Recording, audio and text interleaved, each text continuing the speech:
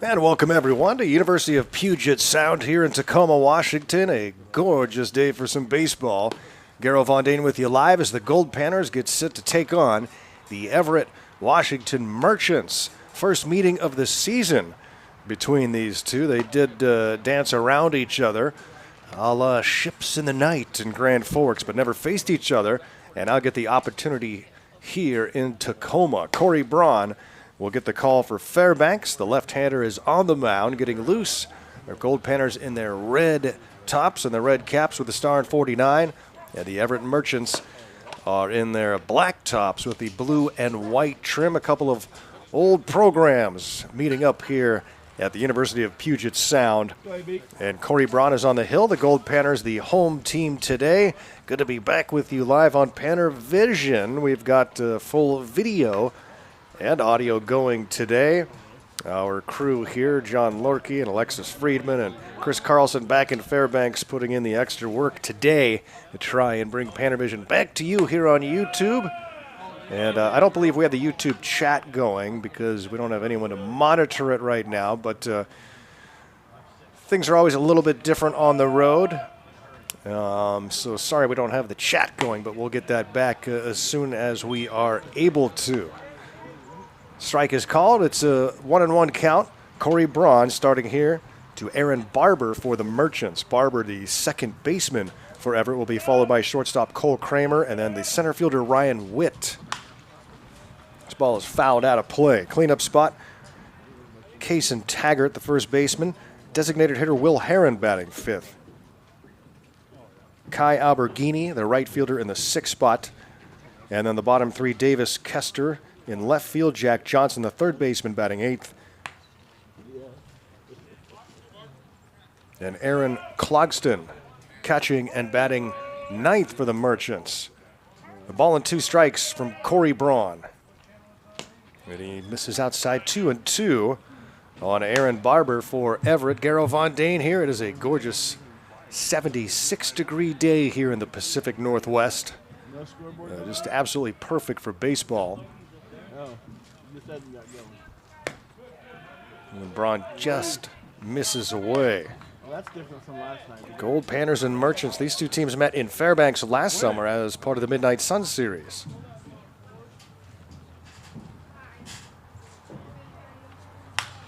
And it's popped down the right field side, foul.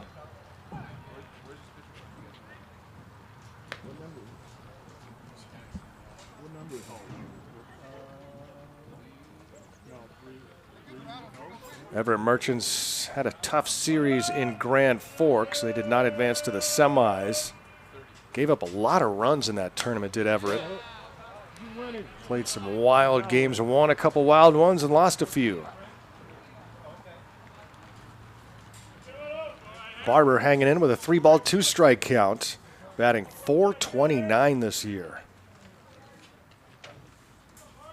1 home run, 14 battered in, and he ropes this one down the right field line, but it's foul. Long at bat for Aaron Barber, leading things off for the Merchants. Goldpanners looking to get a strong, efficient start from Corey Braun, who has been good this year. The 6'3" southpaw from Charleston Southern. 20 2/3, 12 runs on 21 hits. Fouls this one back to the netting. Staying alive is Barber at the top of the order. Not built like your prototypical leadoff man. Batting .429. They've got him at the top of the order, getting him as many at-bats as possible.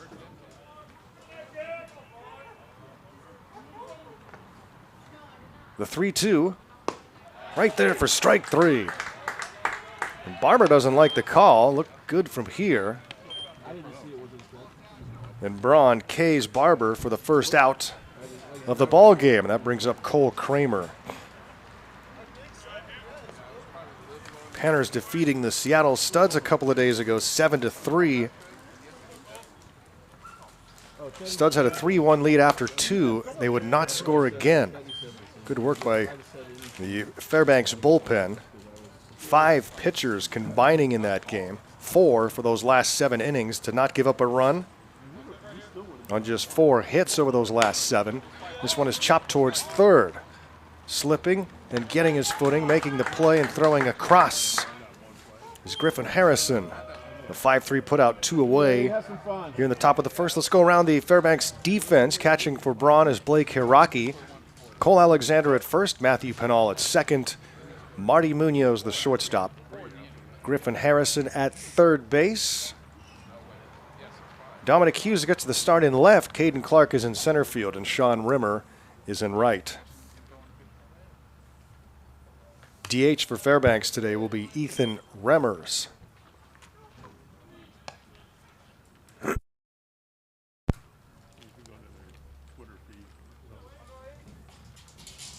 Two outs and the base is empty.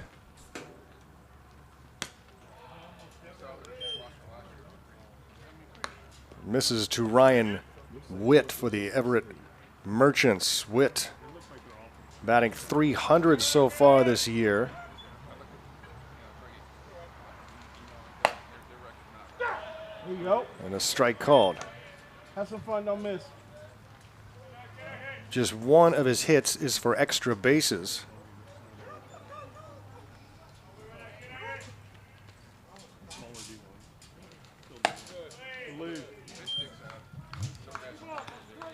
Mentioned Barber's average at .429. That's tops on the team. Taggart at .371, Heron .367. This team can hit. They're batting .291 as a club. That hasn't been the issue for them. It's been more on the side of pitching, where their staff ERA sits just under 7. That's 6.91. And the Panners are a team that averages 6.7 runs per game. The Panner batters licking their chops, but instead they'll have to wait a little longer as Ryan Witt draws the base on balls. A 2-out walk here in the first inning will bring up Kason Taggart. Just mentioned him batting .371 this year. Taggart leads the team with 29 runs batted in. Just a gorgeous day here in Tacoma. Team had the day off yesterday, piled into the vans, and headed north to Seattle. About a 45-minute trip when there's no traffic. Guys got to hang around at Pike Place Market and just kind of cruise around Seattle a little bit. Pretty neat. I mean, I've been to Seattle, lived here briefly, been here many, many times. You start to forget, and the kids driving up the highway as soon as that skyline becomes visible. A lot of oohs and ahs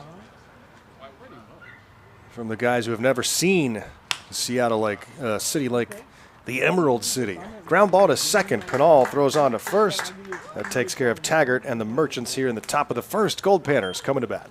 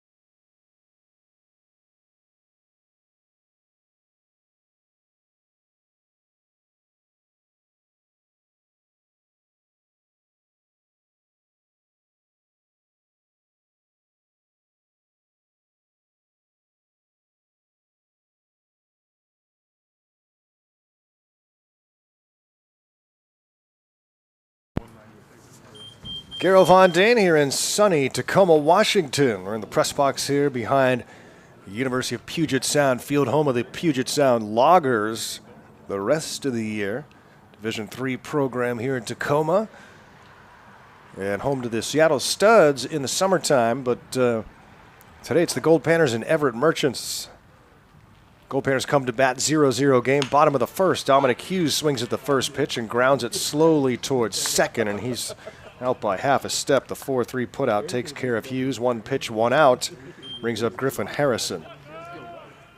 After Harrison, it's Matthew Pinal in the 3 spot. Sean Rimmer batting cleanup. Cole Alexander batting 5th.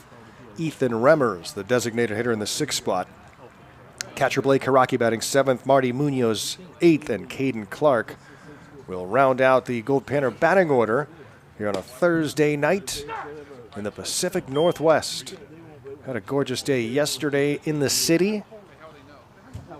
They're throwing fish again at the market, so guys got to see that. Grounder towards third. And a 5-3 put out a couple of ground outs here quickly in the bottom of the first. 3 pitches and 2 outs for starting pitcher Jacob Burkett. Burkett making his 3rd start. Plays at Tacoma College. This is his 5th appearance. He's thrown a total of 10 2/3 in those 4 prior appearances, giving up 6 runs while striking out 9 and walking 7. And here's Matthew Pinal. And takes a strike.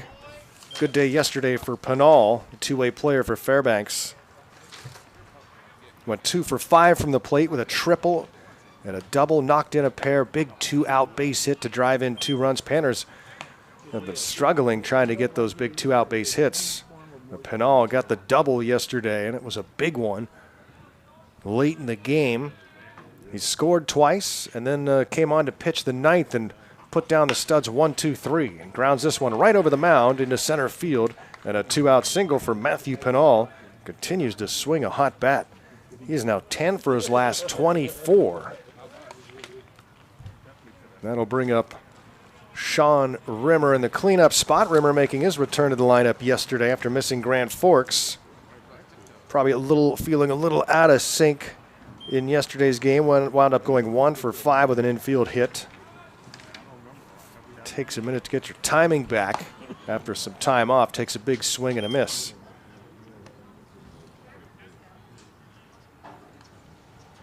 Nothing and 1 to the Goldpanner outfielder from Yavapai. Will be at Hawaii this year. He hits this one high and deep to center field. On the run is Witt, going back towards the fence, and he hits off the fence in center field. Pinal will be waved around third. The throw will be cut off, and Pinal scores. Sean Rimmer with a drive to center field brings in the first run of the game on another 2-out base hit.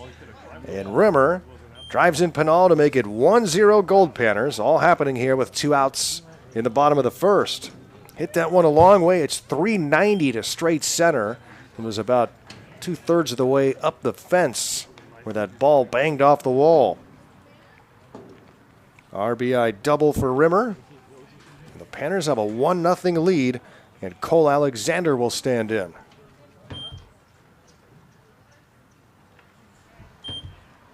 Goldpanner first baseman checks his swing on a ball in the dirt.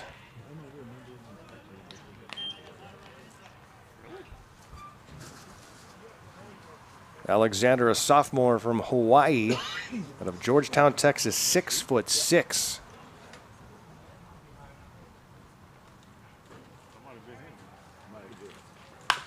Grounds one up the middle and through for a base hit. Rimmer will come around third. He will score without a throw. And 3 consecutive hits for the Goldpanners. Alexander drives in the 2nd run of the game. The first 2 outs of the inning were recorded on just 3 pitches. But since then, single, double, single. And it's 2-zip Fairbanks here in the bottom of the first. Brings up Ethan Remmers now, the designated hitter. And Remmers fouls this one off. Curveball from Jacob Burkett. Remmers, another two-way player for Fairbanks, freshman at San Francisco State, 6'4" at 235 out of Rockland, California.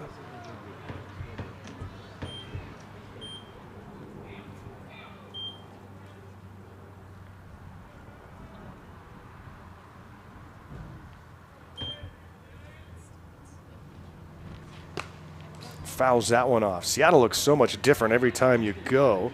Oh, and that one hit Remmers. Catcher's glove. Catcher's interference. Oh, catcher's interference is the call. So Remmers on base on catcher's interference.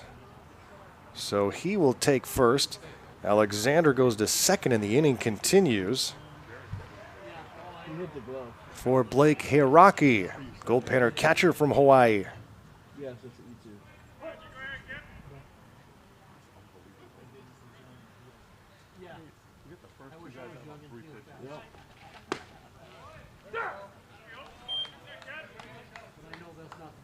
Originally, Brock Rudy was going to catch for the Goldpanners. He's a catcher from Utah, but some injuries have kept him from playing behind the dish. But a good thing he came to the Goldpanners anyway. Ground ball to third. In time to get Hiraki. 5-3 putout takes care of the Goldpanners, but not before they score 2 runs on 3 base hits. They leave a couple of men on after 1. Goldpanners 2, Merchants nothing.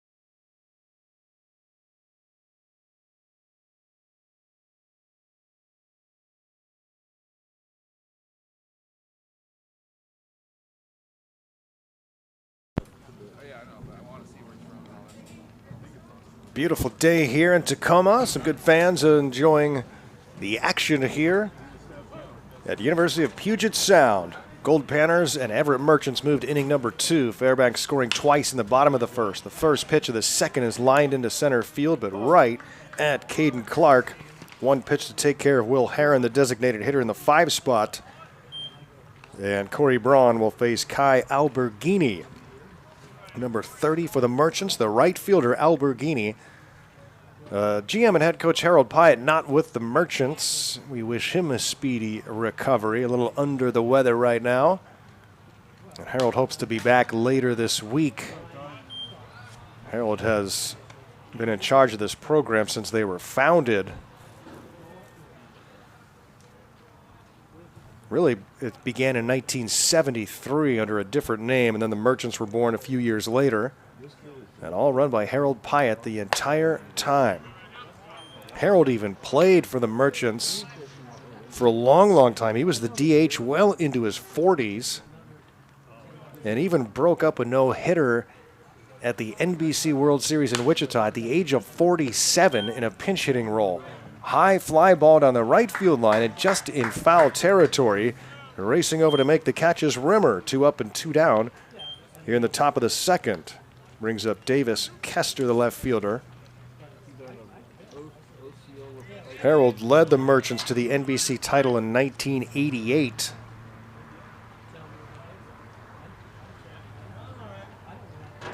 He is a member of the NBC Hall of Fame. So Harold, hope you get better real quick.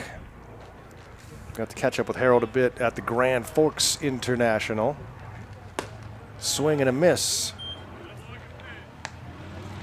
Davis Kester for the Merchants with 2 outs and the bases empty against Corey Braun. Corey over 20 2/3 on the season. 24 strikeouts to 9 walks coming in. Today he's struck out 1 and walked 1, both in the first inning. He's in front here, ball and 2 strikes on Kester. And the left-hander sets and delivers. And reaching out to foul it off is Kester. After Davis would be Jack Johnson, the third baseman for Everett. Everett, Washington is north of Seattle.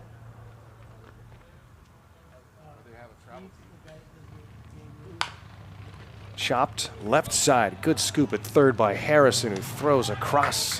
And a 1-2-3 second for Corey Braun. Panners lead at 2-0, headed to the bottom of the second.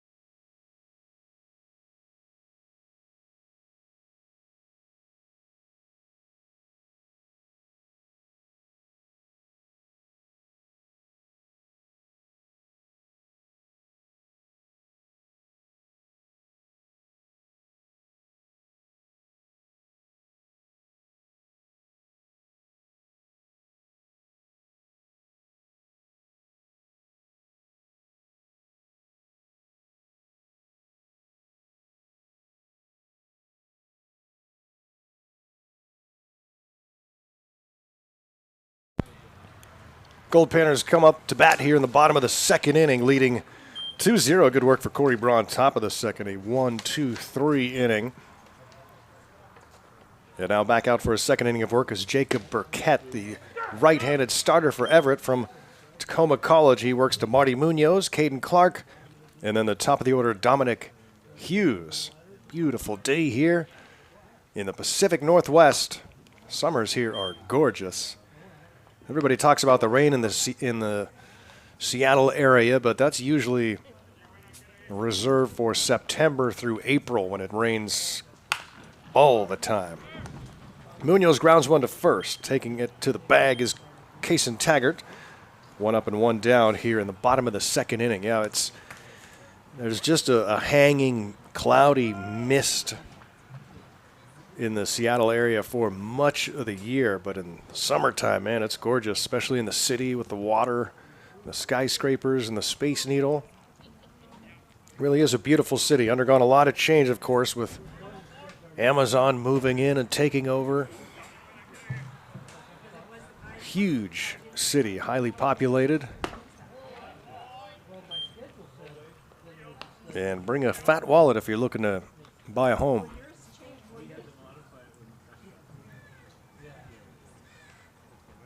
Team staying down here in Tacoma. This one is popped up by Caden Clark. Right side of the infield, and first baseman Taggart will call for it and make the catch. 2 up and 2 down here in the bottom of the second. Jacob Burkett retired the first 2 Goldpanners in the first inning, but then 3 straight hits made it 2-zip and put Fairbanks in front. That's where we sit here in the bottom of the second inning. For Dominic Hughes at the top of the order, he grounded out to second on the first pitch he saw to open up the ball game. Hughes had the day off yesterday.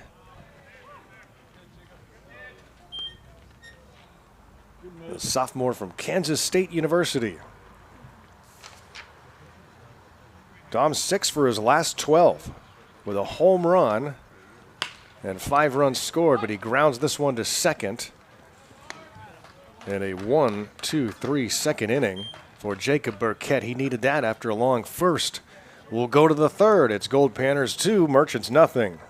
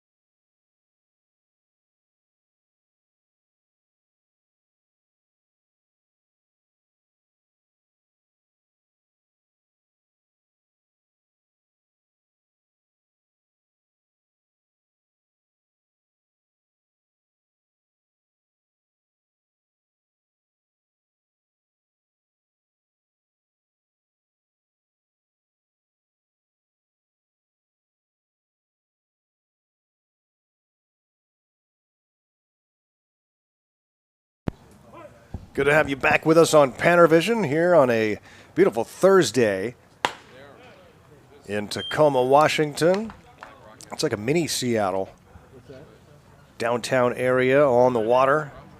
Have their own arena down here. A lot of concerts. Saw Elton John coming to the Tacoma Dome.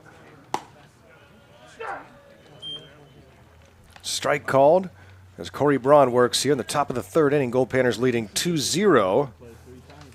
And Braun facing Jack Johnson in the 8th spot. Then Aaron Clogston, and then the top of the order, Aaron Barber. Swing and a miss, 1 and 2.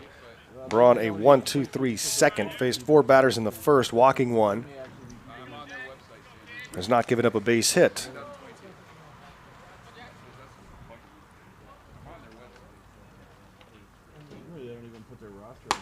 Swing and a miss, and Braun strikes out Johnson. Second strikeout for Corey. That brings up Aaron Clogston for the Everett Merchants. 1 out, bases empty. Tacoma reminds me of the way Seattle used to be. It's still kind of a smaller, gritty city.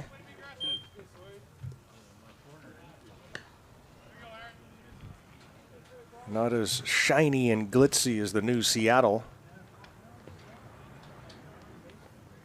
But a cool place. I like Tacoma.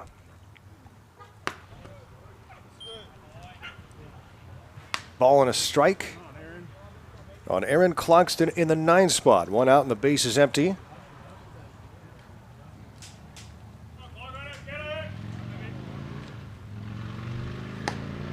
swing and a miss. Panners were off yesterday, as mentioned, taking that trip into the city to look around. We play every day now the rest of this trip.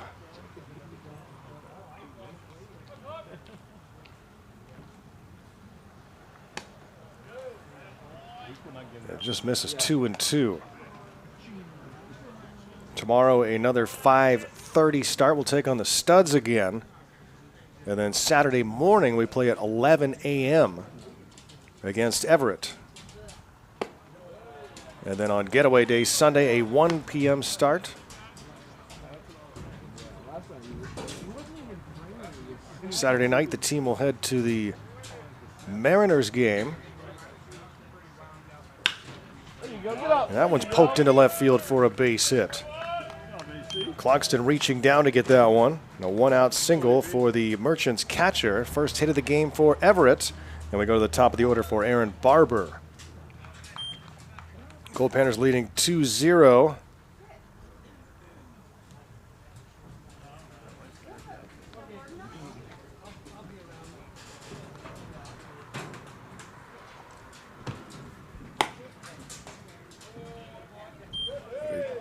Takes ball one. Got so much more disciplined on not taking the snatches with the umpire last night. He wasn't even framing; it was just snatching. Up and away from Braun as he works to Aaron Barber at the top of the order.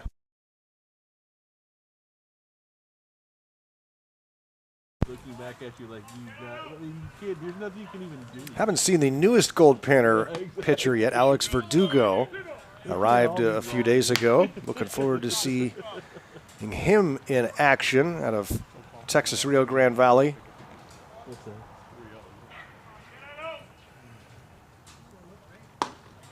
There's a strike. It's 3-1.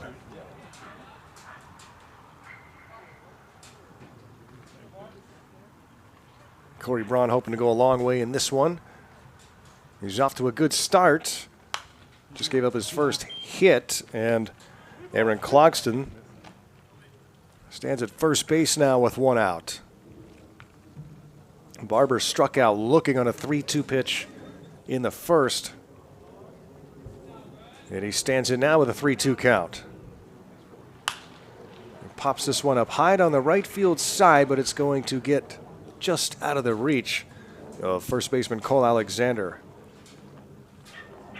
And the dog on the other side of the fence goes crazy because he wants that baseball. 2-zip, Fairbanks in front. And Barber with a 3-ball, 2-strike count against Corey Braun.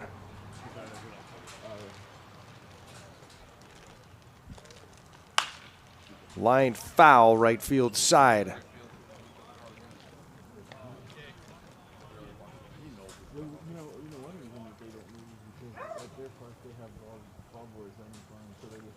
Talked about Harold Pyatt, who manages this Merchants team, but is out right now with illness. The assistants are Mike McCullough, Bo Blacken, and pitching coach Josh Berry. That one is fouled out of play. Goldpanners, of course, managed by first-year skipper, second-year coach Mark Lindsay out of Chico State. And his assistants Ryan Hansen, Jake Taylor, and Marcus Mastroboni. Another liner foul out of play, so Barber with a long at bat in the first inning. He's forcing Corey Braun to throw a lot of pitches again here in the second. There is one out and a runner at first base. And a 3-2 count on Barber at the top of the order.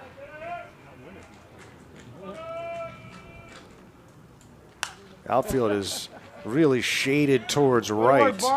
Dom Hughes in left is pretty far over towards center, and Rimmer is well towards right. And everything that Barber has been fouling off has been to right field. And he takes ball 4 away. Good at bat for Barber. He draws the base on balls, and now 2 aboard for Everett as they have something cooking here in the third inning. And Cole Kramer will be the batter. Cole grounded out the third in his first at bat I mean, you see the first at bat, 8 or 9? 297 hitter coming in That's more than he saw all the with time. 8 runs batted in. Almost every at bat. And he takes ball 1. Cole Kramer impressed a lot of people with his play at short in Grand Forks.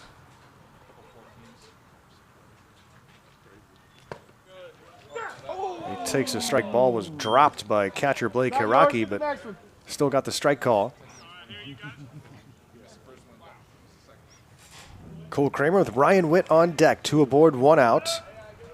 And Braun with a 1-ball, 1-strike count. Yeah, they said they had one. As Braun checks the runner at first, and the left-hander sets and gets a ground ball right over the mound. Fielded there by Munoz, who steps on the bag and throws the first. Double play ends the threat and the inning. We'll go to the bottom of the 3rd. The Panners lead at 2-zip.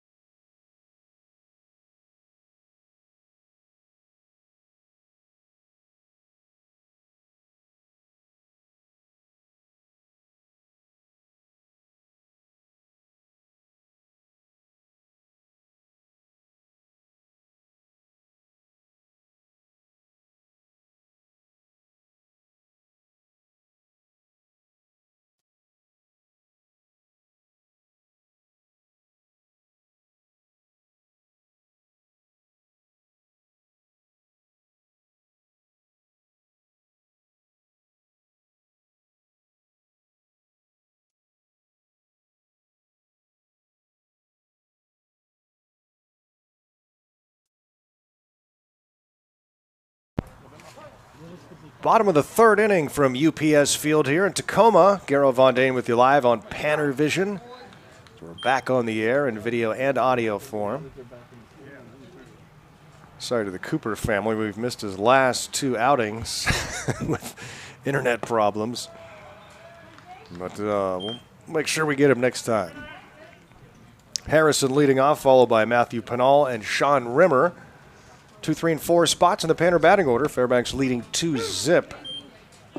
Good work for Corey Braun getting out of a situation in the top of the 3rd, 2 on and 1 out. And he gets Cole Kramer to ground into the 6 unassisted 3 double play. Good pitch. And Harrison swings and misses for the strikeout.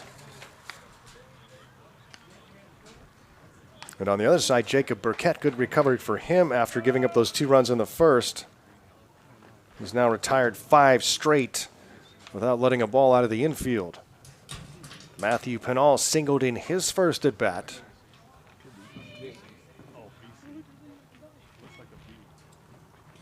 Swings and misses for strike 1. A lot of movement in that pitch from the right-hander, Burkett. Jacob's 3rd start and 5th appearance of the summer, but again, not a whole lot of innings, just 10 2/3 total before today. See how long he's able to go.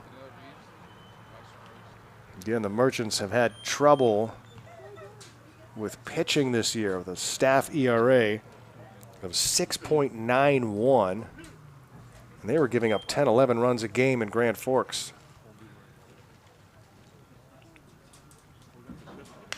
fouled back. They would really like to get back in the win column because then they came back and played the Studs here yesterday. Had a 5-2 lead in the 8th inning, and the Studs scored 4 runs to beat them 6-5.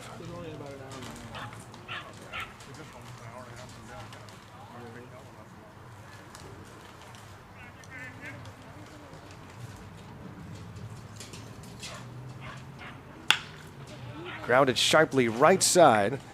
Fielded clean by Barber, who throws on to first. Pinal is out number 2.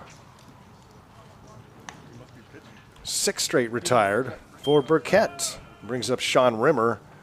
Rimmer lined one off the center field fence in the first inning. That brought in the first Goldpanner run of the game. A big 2-out double for Rimmer to score Pinal. Then Cole Alexander followed with a single that scored Rimmer. Now Burkett's first pitch is popped out of play.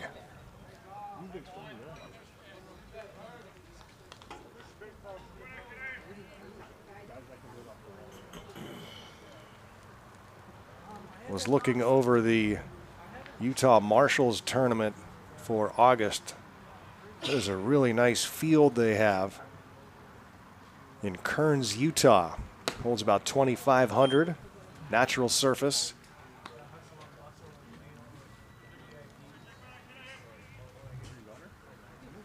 And some good teams are going to be showing up there. That'll be a lot of fun in the Beehive State. Line, fair ball, third base side by Rimmer.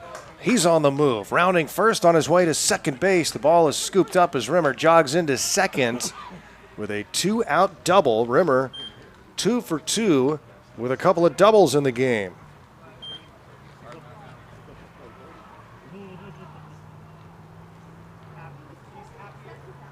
See if the Panthers can do some more 2-out damage here in the third. Cole Alexander with an RBI single his first time up. And we get ready to face Burkett here with the Panthers in front 2-0, but looking for more here in the bottom of the third inning. Panthers are the home team.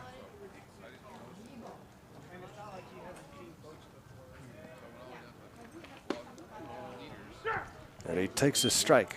Breaking ball from Burkett.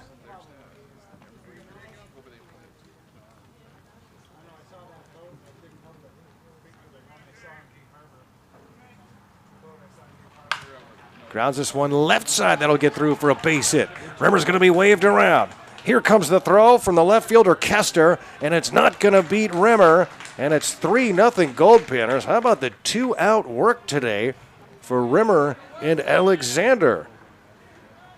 It's 3-0 Fairbanks here in the bottom of the third. And identical to the first inning, where after 2 outs, the Panthers string together some hits, including a double from Rimmer and a single from Alexander.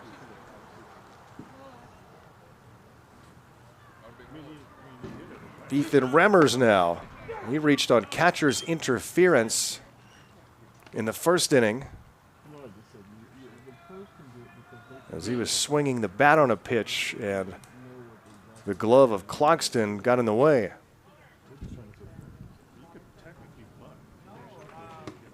Swing and a miss, and it's 0-2 on Remmers.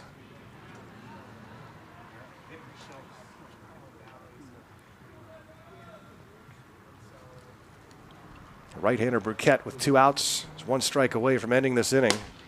Misses with a fastball inside.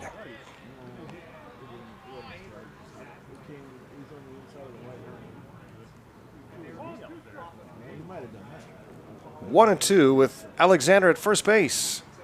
Right-hander sets and delivers and misses outside. 2-2.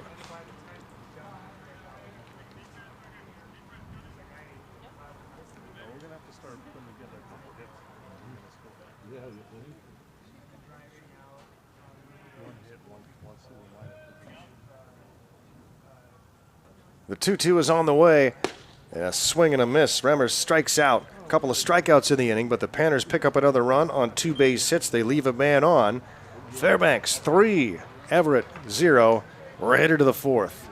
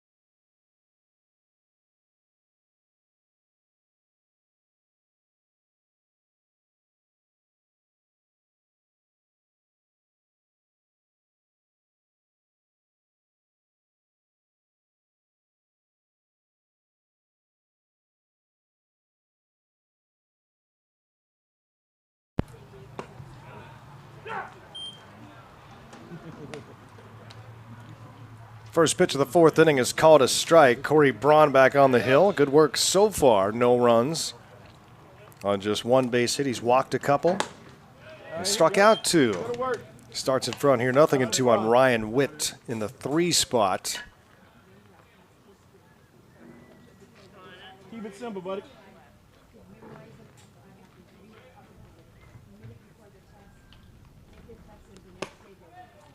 Tries to get him to chase something off the plate.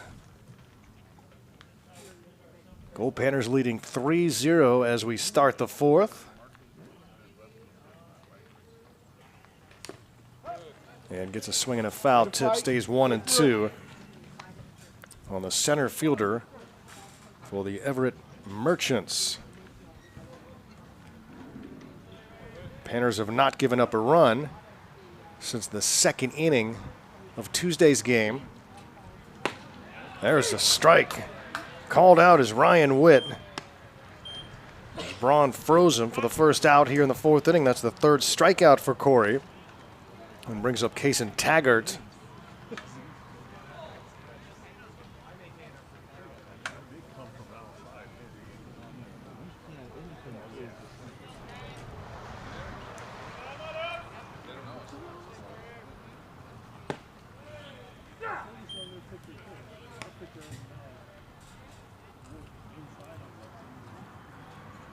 Braun starting in front of hitters so far here in the fourth inning. It is something that has eluded Goldpanner pitchers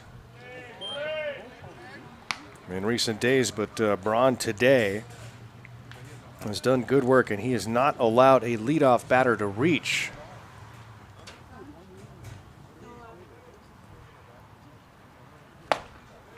Over the last 3 games,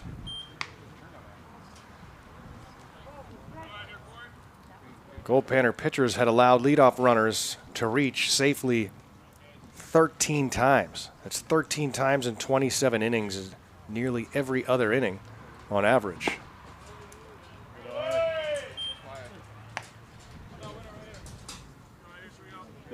7 of those were on walks.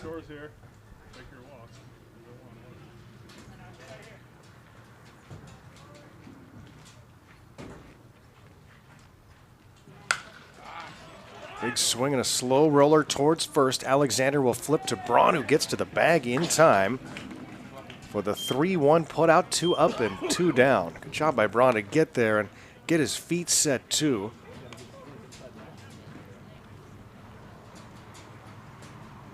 And Will Herron will step up with 2 outs and the bases empty. Braun has retired 3 straight, giving up just the 1 single that was a base hit for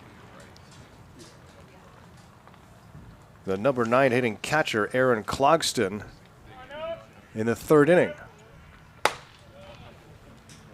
After Clogston singled, Barber was walked. There were 2 on with 1 out, but Braun got Cole Kramer to ground into a double play. Foul tip into the glove of catcher Hiraki.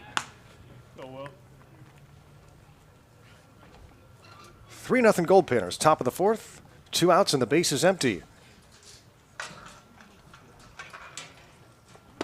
And Will Herron swings and misses.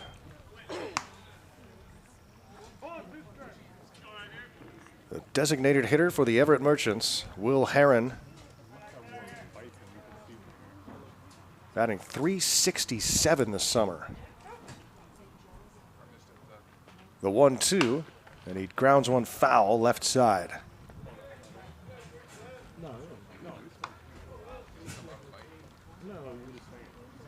Brock Rudy has the day off. He'll chase down that foul ball in left.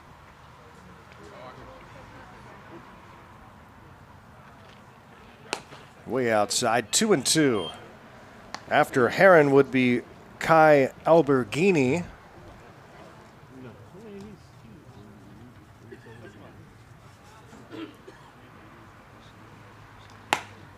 Swing and a miss, and a 1-2-3-4 for Corey Braun. He strikes out a pair.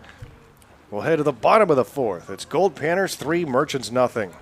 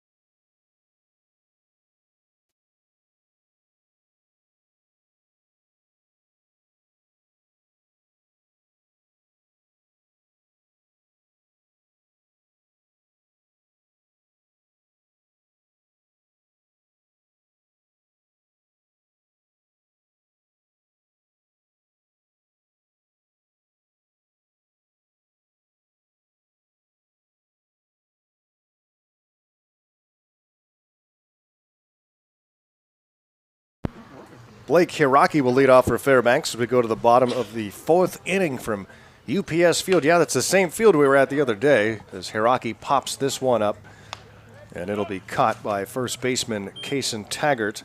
Hiraki retired on 1 pitch here in the bottom of the 4th, brings up Marty Munoz, and then Caden Clark against starting pitcher Jacob Burkett, who works into the 4th inning with the Panners in front. 3-0 so far. Yeah, it's the same field. It was pretty dark the other day against the Studs. Cloudy skies, on and off rain. The guys had a little bit of trouble seeing out there, but Panners were able to defeat the Studs 7-3 in that game.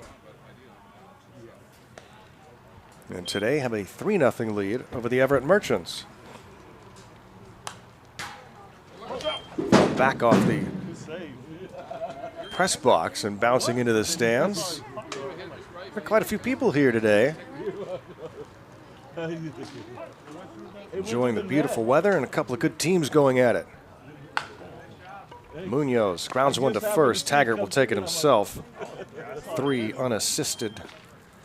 The Merchants have had a lot of teams go to the NBC World Series. They go nearly every year.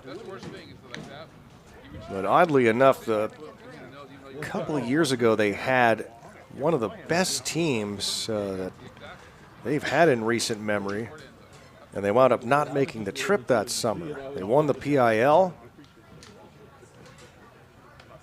in impressive fashion, but did not make the trip that year. Don't know if they're going this year or not. Seattle Studs are planning on going to that tournament as well.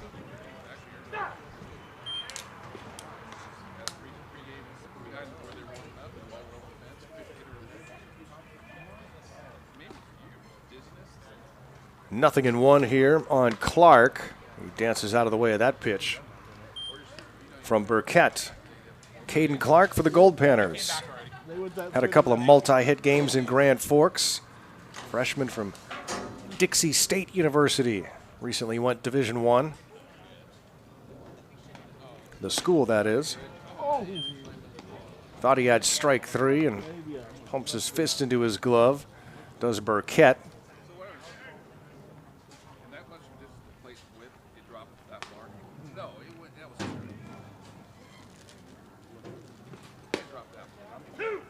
Now it's 2-2, and Clark tried to give the Goldpanners a 2-out base runner. Panners have gotten all of their runs today after the second out was recorded. 2 in the first, 1 in the third. Our 2 outs, base is empty. And Clark trying to find his way on. Takes a fastball up and away. It's 3-2 after Clark. The top of the order, Dominic Hughes. Just a gorgeous day here, nice breeze. Sunny skies. Alexis Friedman out snapping away. She's been posting all kinds of stuff. Great pictures on Instagram and Facebook. So make sure to go check that out.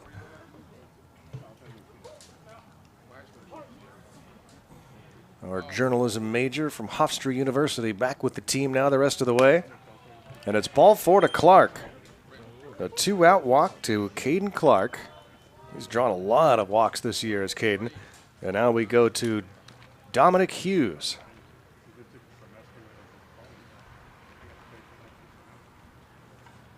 So can the Panners do something again with 2 outs here in the 4th inning? Leading 3-0, and now a runner on with 2 away. And we'll keep an eye on Clark on the base paths. Likes to run. And there he goes on the first pitch that hits Dominic Hughes. Would have had a stolen base, but Hughes turned in a little anguish after wearing that one from Burkett. Let's go, boys. Focus up. 2 outs. Let's get off the field. So now 2 aboard with 2 outs. And Griffin Harrison with a chance now. He's 0 for 2 so far in the game as Griff. Harrison a little bit cold as of late. 1 for his last 16. He has some family here in the stands. Made the trip from California, the freshman from Sacramento State.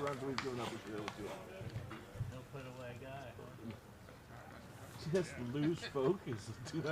Ball and no strikes to Griff.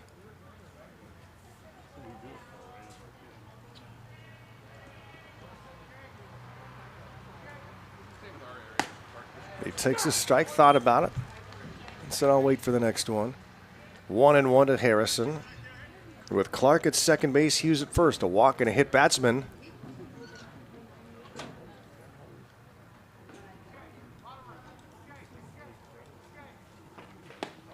The breaking ball lands in for a strike. It's 1-2. So again, Burkett is one strike away from getting out of the inning. And let's see what Harrison can do. Pinal is on deck, so an important at bat here for Harrison or for Burkett. More important, fouled back to the wall.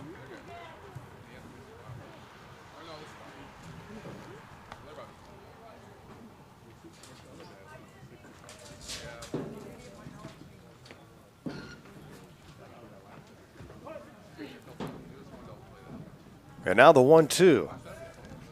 Hey, did you see what Snell did to that his lefty the other day? Takes outside, 2 balls and 2 strikes. That's 4 days after he threw 110. He doesn't want to lose Harrison here. You got Pinal next, then Rimmer and Alexander to follow. Unbelievable. Pinal, Rimmer, and Alexander today combined 5 for 6 so far. Harrison awaits the 2-2. That's what he said. He goes, I can't believe he's getting back.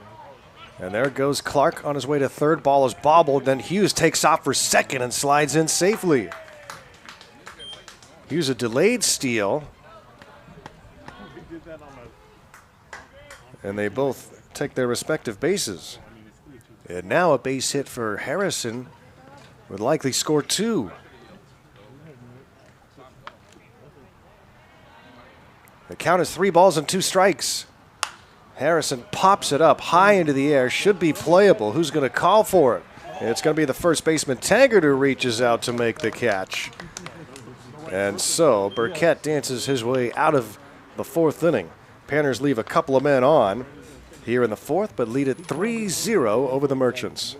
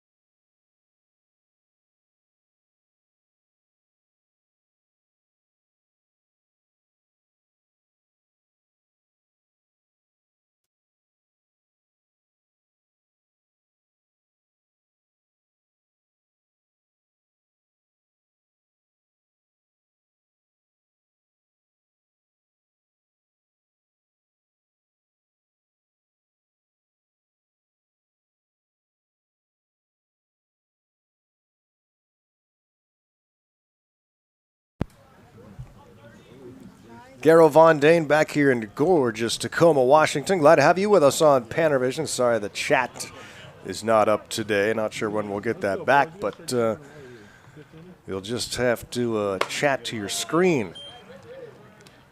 3-0 Goldpanners lead as we start the 5th inning here at UPS Field.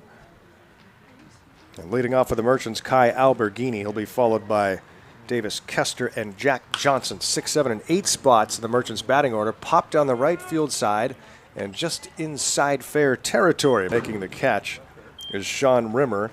Alberghini 0 for 2 in the game with a couple of flyouts to right, and that'll bring up Davis Kester, who's 0 for 1. Great work for Corey Braun so far. 4 1/3, no runs on just 1 base hit. He has walked 2.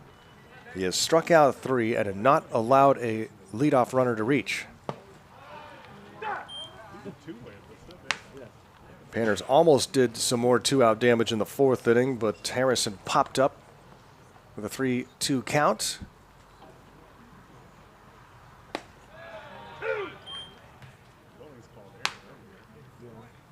Strike called, 0-2 from Braun to Kester.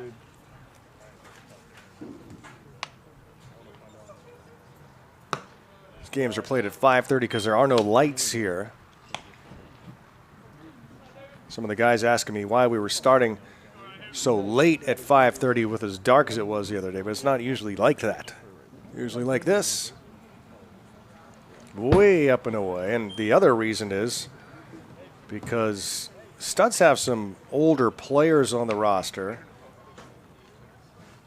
and they have coaches that have jobs too. So some of those players and some of the coaches have to go to work during the day. They can't play day games. Ball way inside from Braun. It's 3 balls and 2 strikes after getting ahead 0-2. 1 away, bases empty.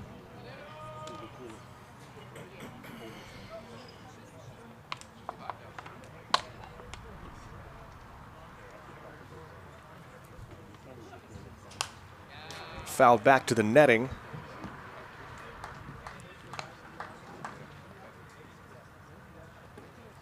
Panners yesterday, Tuesday, 5 pitchers combining for that 7-3 win. Cole Alexander gave up 3 runs, but only 1 earned over 2 innings.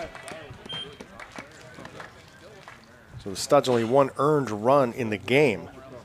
Kester draws the base on balls. A 1-out walk gives the Merchants a base runner.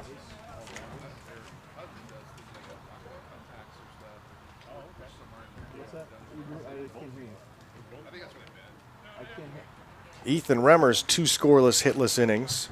Garrett Cooper, 3 scoreless on 2 hits. Andrew Trotman, 1 scoreless. And Matthew Pinal, a 1-2-3 ninth.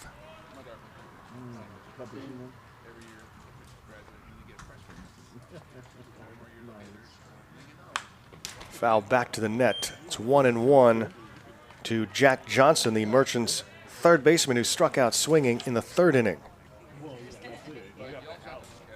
Panners trailed that game against the Studs 3-1 after 2.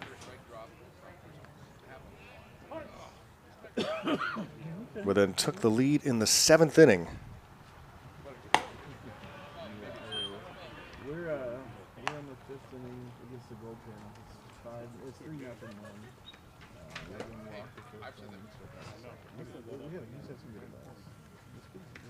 Two balls and a strike to Jack Johnson.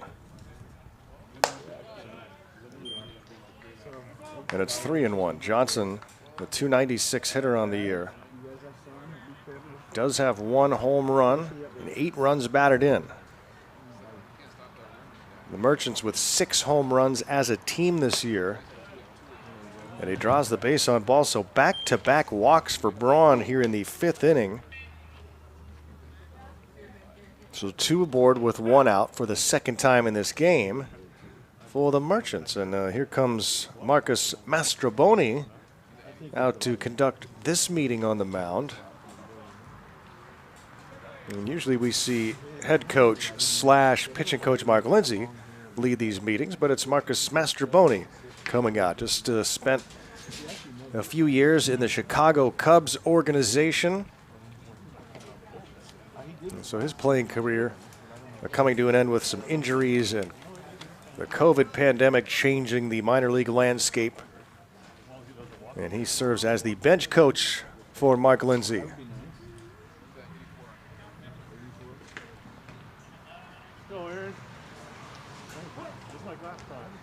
Out 2 aboard for Everett as Braun goes back to work here against Aaron Clogston. Aaron holds the only base hit for the Merchants in the game so far. And he's got a chance to get the Merchants on the board. Clogston batting just .158 this year coming into this game. He does not have an RBI.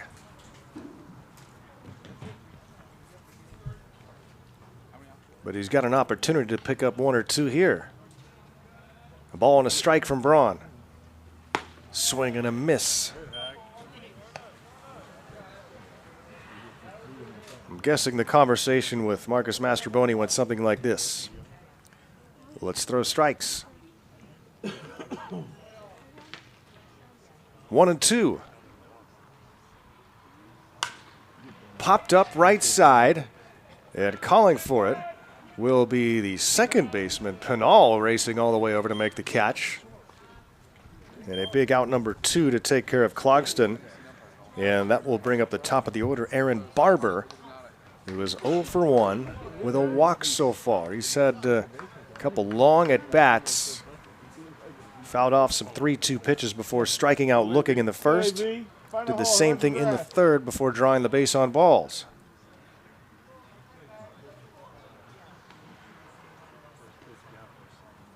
Two outs. Braun's first pitch. Line to right for a base hit, sharply hit, so don't know if it's going to be enough to score a run. It will not as the ball comes in. Look at the ball just die in that thick grass in the infield. Well, just sharply hit right at Rimmer.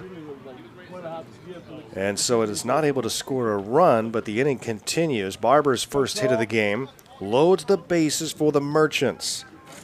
So Kester at third, Johnson at second, Barber at first, and Cole Kramer, the batter, here in the top of the fifth with 2 outs. Merchants shortstop is 0 for 2 today. Right-handed hitter against the lefty Braun. Biggest moment yet of this game for Everett. And Braun starts with ball 1.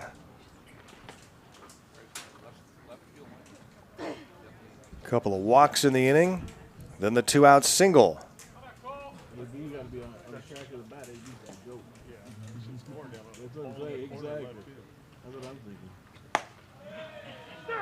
Strike called. Panners have gone 11 2/3 without giving up a run. Going back to that Studs game.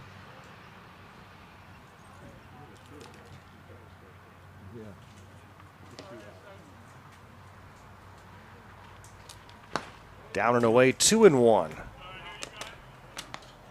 Braun cruised through 4. Got the first out here in the 5th. But then the back-to-back walks have opened the door here for Everett. The 2-out single has loaded the bases. And now the 2-1. Downstairs, 3-1.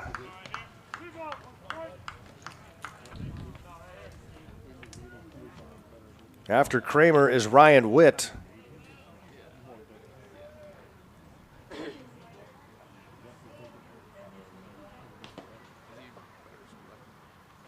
The 3-1 pitch with the bases loaded.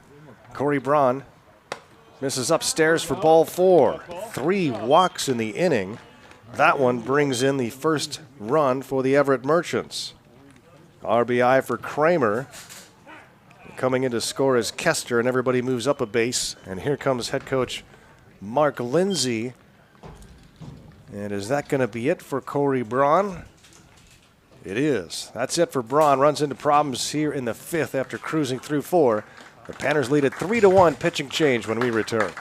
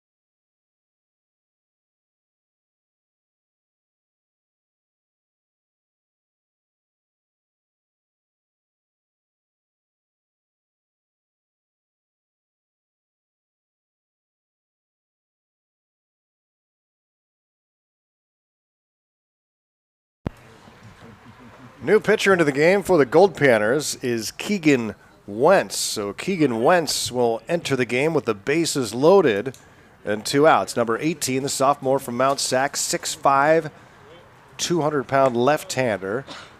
California native, starts with ball 1. So walks, chasing Corey Braun from the game.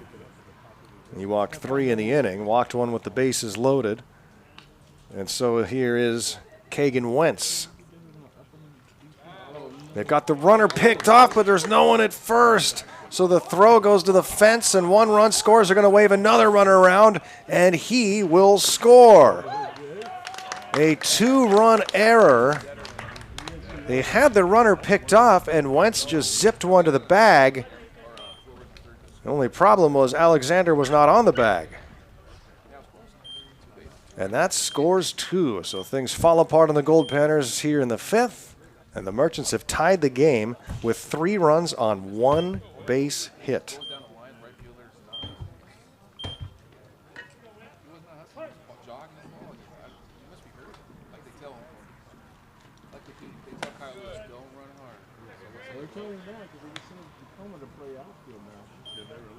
And so often in summer ball, you see it.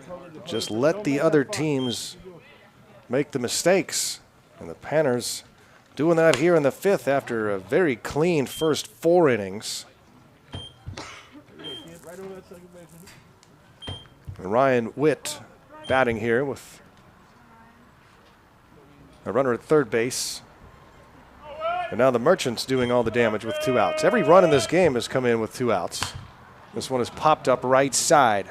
Alexander towards the fence. Misses it. He went to the fence and then it came back into fair territory, not into fair territory, but into play, and he couldn't find it. So still alive is Ryan Witt. He can give the Merchants the lead. Make that hurt.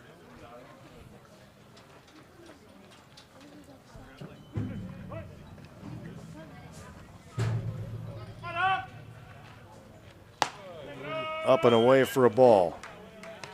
Right guy, have fun here, bud. After Witt is Kason Taggart. Quick 2 1.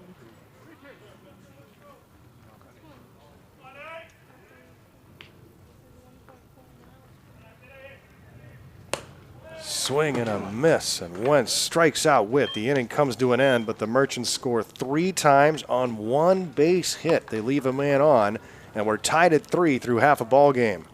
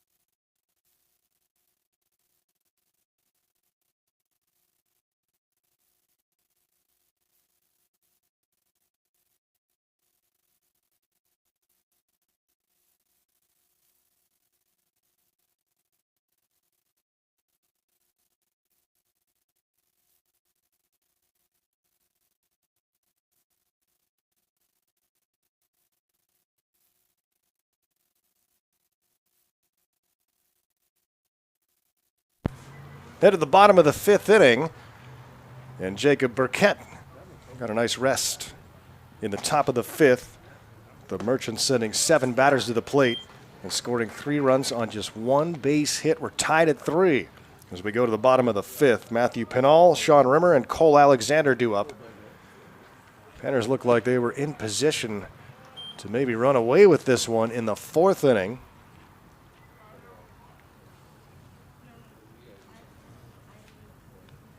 But instead, Burkett got Griffin Harrison to pop up for the final out, stranding some base runners right before the big bats were coming up. And then the Merchants score 3 times as Corey Braun runs out of gas in the 5th. Corey 4 scoreless on just 1 base hit, and then in the 5th inning walked 3 and gave up 1 base hit. The Merchants were on the board, a 3-1 game. Keegan Wentz comes in. They have the runner picked off at first. And Wentz throws to first, but Alexander was not covering at first. So the ball sailed to the fence in foul territory, and that scored 2 runs and tied the game at 3. Pinal fouls this one back. It's 3-2 to the leadoff spot here in the bottom of the 5th inning as the Panners look to get some of those runs back. Burkett shaking off signs, now approves. And the 3-2 pitch was up high, and Pinal not taking chances, fouls it back. Goldpanners and Merchants from here at the home of the Studs. The team from Prescott, Arizona failed to show up, so the format was changed. Grounded to short. And the throw to first base is in time to take care of Pinal on the 6-3 putout. And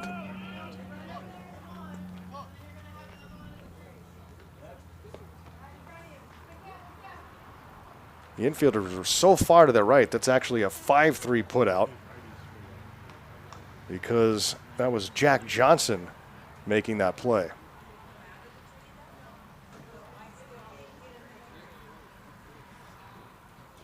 Here's Sean Rimmer. He's 2 for 2 with a couple of doubles.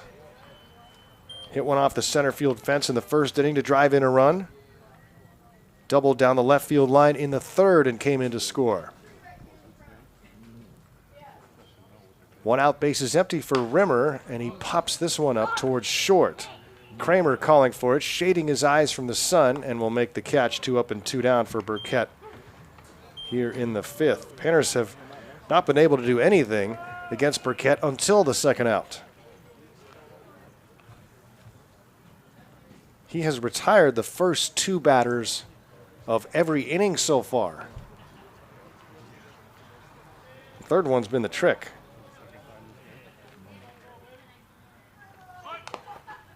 In 3 of the first 4 innings, the 3rd batter has reached safely after the first 2 outs were recorded.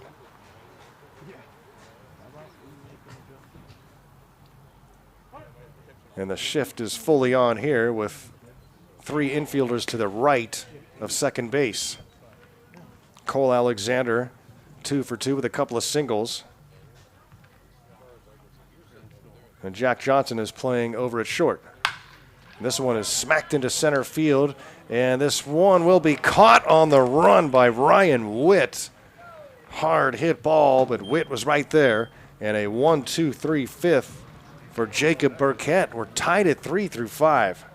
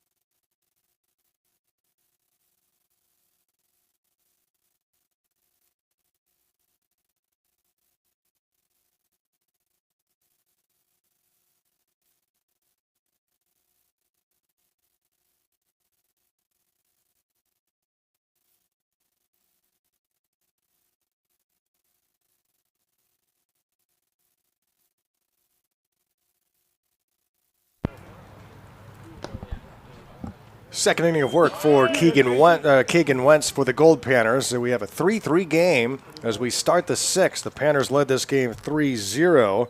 Merchants scoring 3 times in the fifth to tie it up. It's Taggart, Heron, and Alberghini due up here in the sixth inning. 4, 5, and 6 spots for the Merchants. They're a combined 0 for 6 so far in the game. And all those at-bats coming against the starting pitcher, Corey Braun. Braun chased after 4 2/3. 3-0 on Kason Taggart, who's 0 for 2 in the game with a couple of groundouts. Braun 4 2/3, 3 runs, just 1 earned on 2 base hits. Way inside for ball 4. And the first time the Merchants have had the leadoff man aboard today, and it's on a base on balls.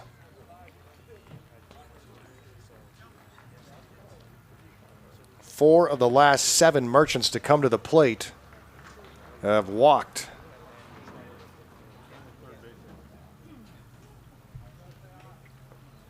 Here's Will Heron. He's 0 for 2. Throw to first base, and Alexander can't hang on, and the runner will jog into second base.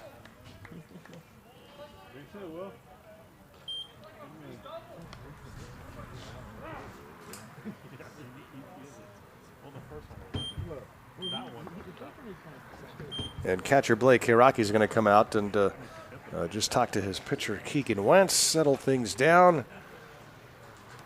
Panners mistake prone in the last couple innings. That has not only opened up the door for the Merchants, but helped them tie the game, and now they've got the go-ahead run in scoring position with nobody out. First pitch to Heron. Down and away for ball 1.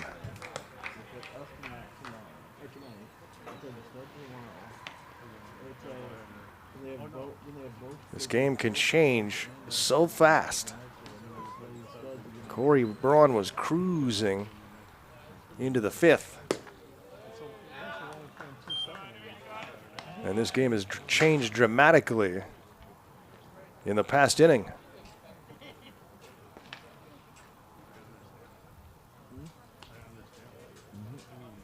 Wentz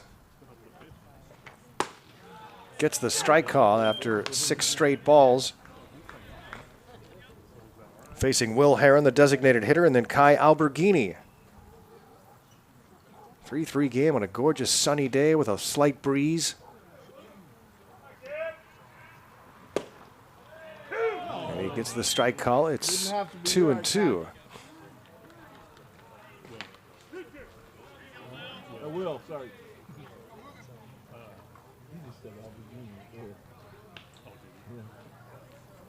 And Wentz sets and delivers. Way outside, 3 balls and 2 strikes.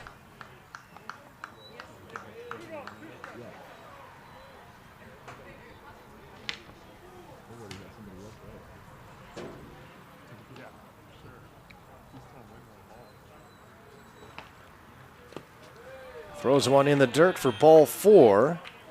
And so back-to-back walks here in the 6th inning, and we'll see what kind of patience head coach Mark Lindsay has, and he is already out of the dugout. Mark Lindsay out of Chico State makes the walk to the mound. He's going to gather his infielders in. Some words of encouragement. Looks like Wentz is going to continue. So Panners pitching runs into control problems again here tonight. Wentz on the year, this is his 9th appearance. He's thrown 9 2/3 and given up 8 runs prior to tonight. In those 9 2/3, 7 walks, 9 strikeouts. And he will work here to Kai Alberghini, who also is 0 for 2. 2 walks in the inning and nobody out.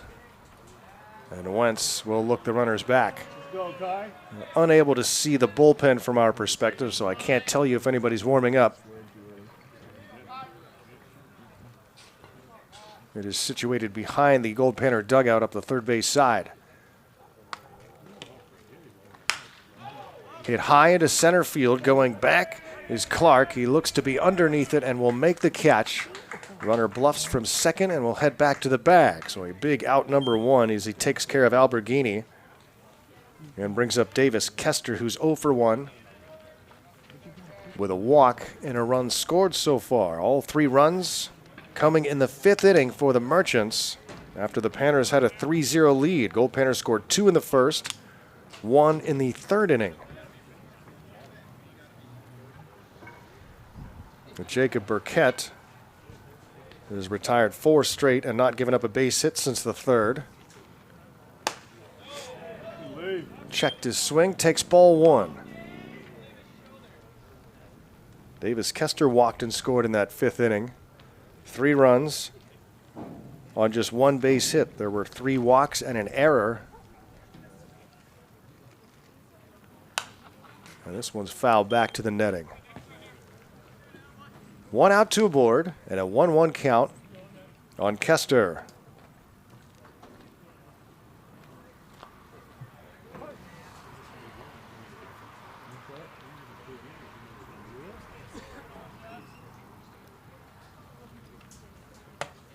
Up and away. This game was flying along, or just about the first half of the game. Slowed down a little bit here in the 5th and 6th.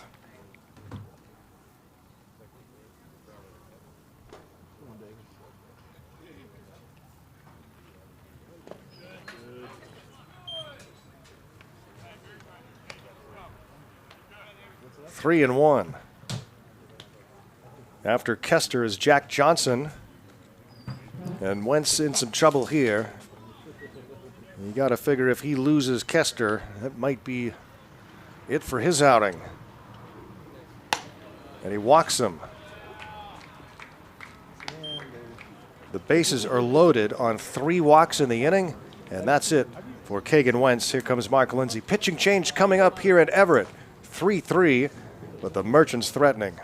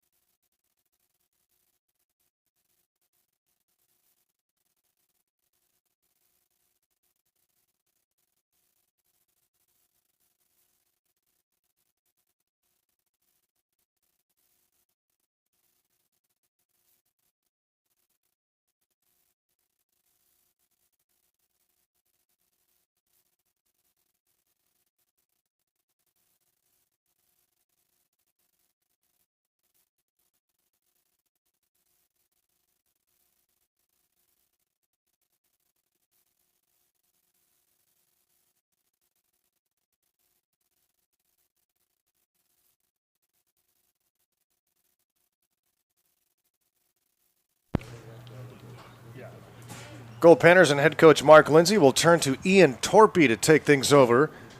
Here in the 6th inning, Ian Torpy steps into the game with the bases loaded and one out here in the 6th inning. There is 1 out.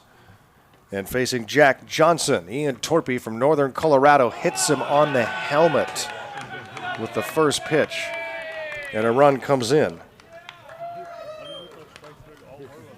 The first pitch from Ian Torpy, breaking ball, hits Johnson on the helmet. And the Merchants have their first lead of the game. And everybody moves up 90 feet. Heron to third, Kester to second, and Johnson now on at first base. And here's Aaron Clogston in the 9 spot. The Merchants have 2 hits today, but they've scored 4 runs and still have the bases loaded with 1 out. Clogston owns one of those base hits. Ooh. Torpy gets a strike call. And it's 0-2 on Clogston. Corner infielders are drawn in with 1 out and the base is full. Foul back. Second-year Goldpanner Ian Torpy now in a bullpen role. Midnight Sun Game starting pitcher.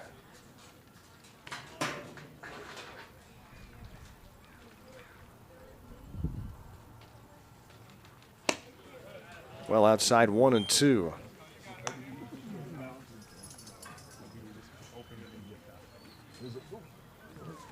Book still open on Kagan Wentz.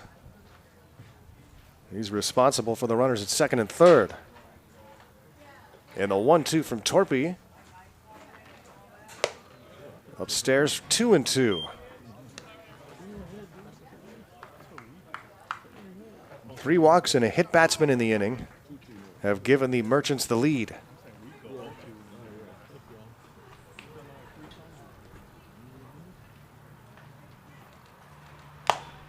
Swing and a foul tip into the glove for strike 3. A big out number 2.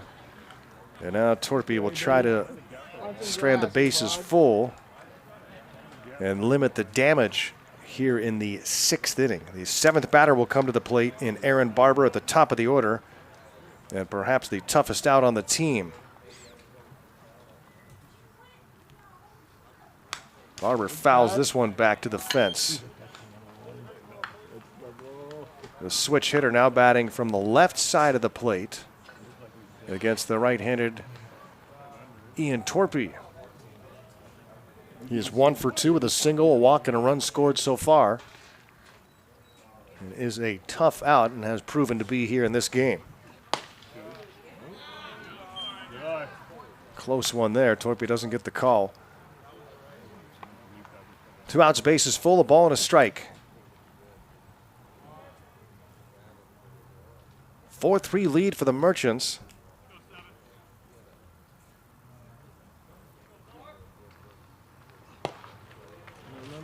Misses down and in, and it's off the glove of Hiraki, but he keeps it nearby. 2 balls and a strike. With Barber the batter, Cole Kramer on deck. Panners see their 3-0 lead disappear here over the last inning and 2/3.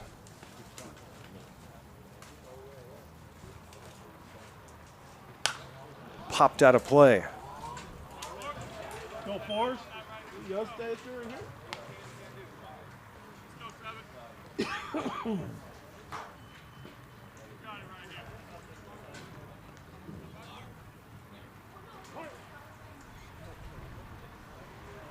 Torpy will deal a 2-2 pitch now with the bases full. The right-hander, long wait, now goes into his delivery. And I don't know, it's called ball 3. Very close pitch. And now we'll have to deal a 3-2 pitch with the bases full. Barber steps out. Get the moving on the pitch.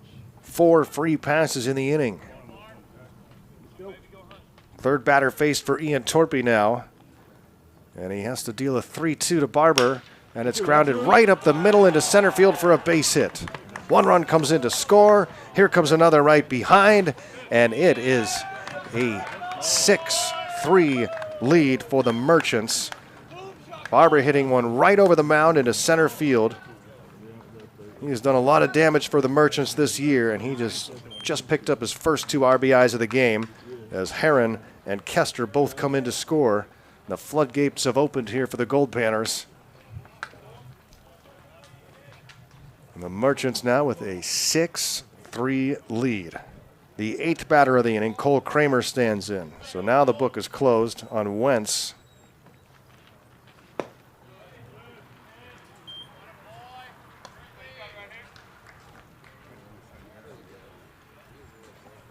Kagan 2/3 of an inning and is charged with 3 runs on no base hits. But he walked 3.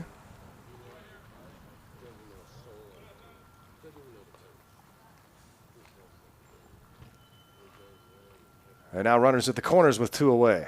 Torpy throws to first, runner back safely. Johnson at third, Barber at first base.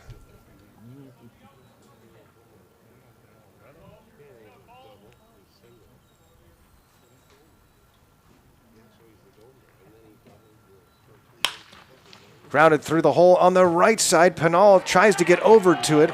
It does get glove on it, but can't make a play on it, and another run scores.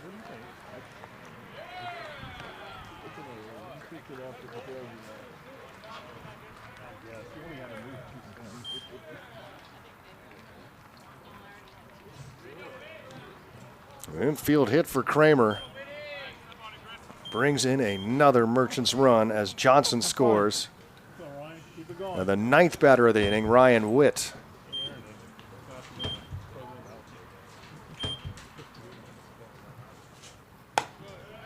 Up and away.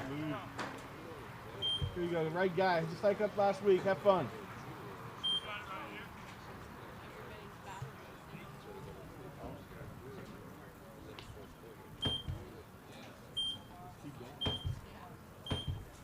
A 4-run inning so far as this one is fouled back. Ryan Witt, the batter, as the Merchants sent 7 batters to the plate in the 5th inning, and now they bat around here in the 6th.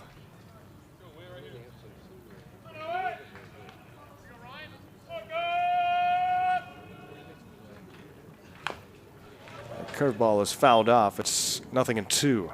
Torpy trying to put an end to this disastrous 6th inning. 3 walks, a hit batsman, and then back-to-back singles as the Merchants are taking advantage of opportunities here the last couple of innings. They are all over the Goldpanners now, 7-3.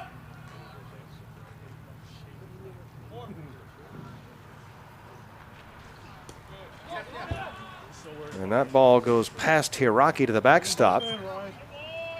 Just simple. Keep it simple here. And the runners move up to second and third.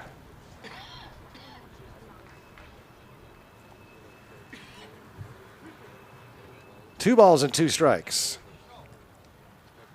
Now a base hit puts you in a monstrous hole.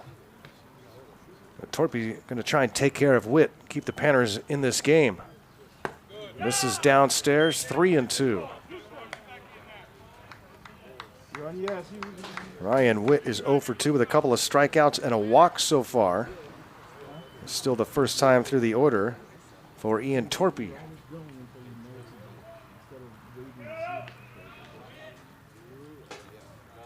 The 3-2 pitch.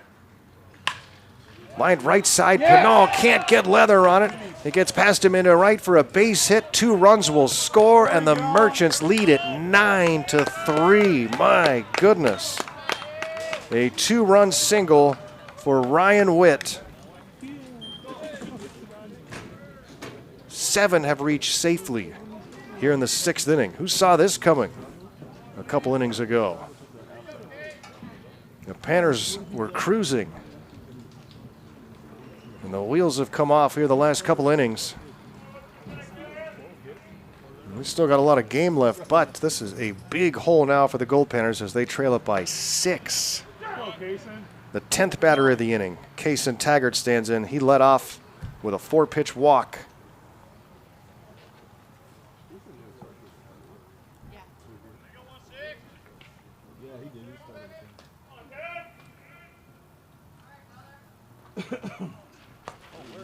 Way inside. 1-1. We got meat on our bones. You don't have any meat on your bones. That's going to hit me in the bones. I can do it personally. I can take it because I got a lot of fat. He doesn't have any fat. You'll still get a mark, though. See, that's the I'll take the mark. Well, credit the Merchants. They just kept the bat on the shoulder, let the Goldpanners make some mistakes, and gave themselves time to get the bats working. They only had 2 hits through the first 5 innings. But now 3 consecutive hits here in the 6th after the turkey was on the table.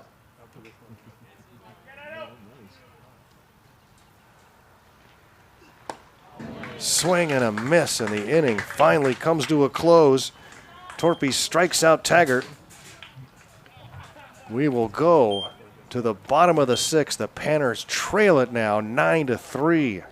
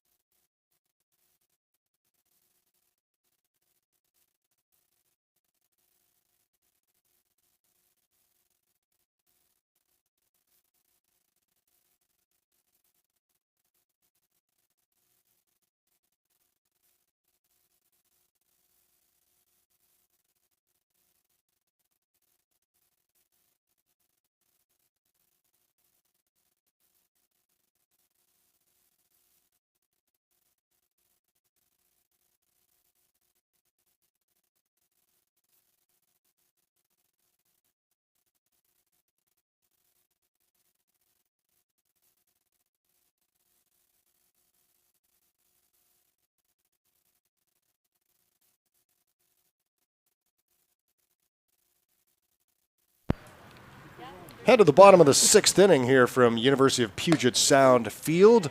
And the Goldpanners now find themselves in a 9-3 deficit. Panners led this game 3-0 at the start of the 5th. The Merchants have scored 9 unanswered. And now Ethan Remmers will try to start something for Fairbanks here in the bottom of the 6th inning. Panners just shell-shocked right now after they were in the driver's seat a couple innings ago. But a lot of baseball left, only the bottom of the 6th. And this Panner team, we know how they can score. And Remmers try to spark something here in the 6th. Goldpanners got 2 in the 1st on 3 base hits, 1 in the 3rd on a couple of hits. Do not have a hit since the 3rd inning. And Remmers stands in here against Jacob Burkett. And he gets hit on the knee. So Remmers will take his base the hard way. And Remmers on safely for Blake Hiraki.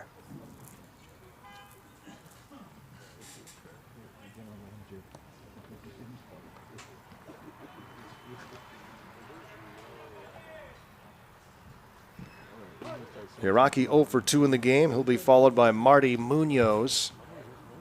Remmers on base after being hit by a pitch from Jacob Burkett. Merchants would love to get one more inning here out of Jacob.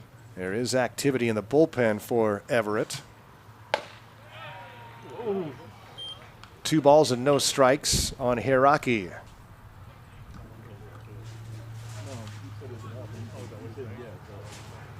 Blake grounded out to third, also popped up to first so far. And he takes ball 3. All the way back. You got him.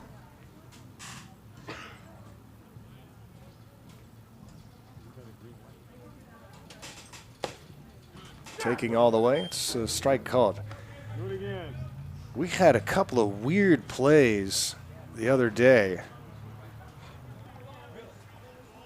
And of course, Panavision wasn't working that day, so we didn't have video, but 2 bizarre plays that I've never seen happen in baseball, ever in any kind of baseball game.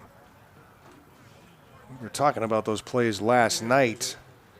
Nobody had ever seen anything like it.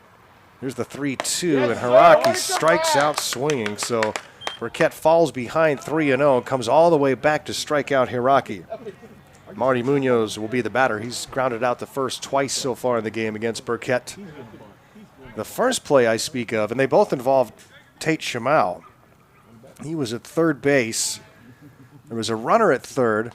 Catcher Rafael Flores popped up to try and pick off the runner at third.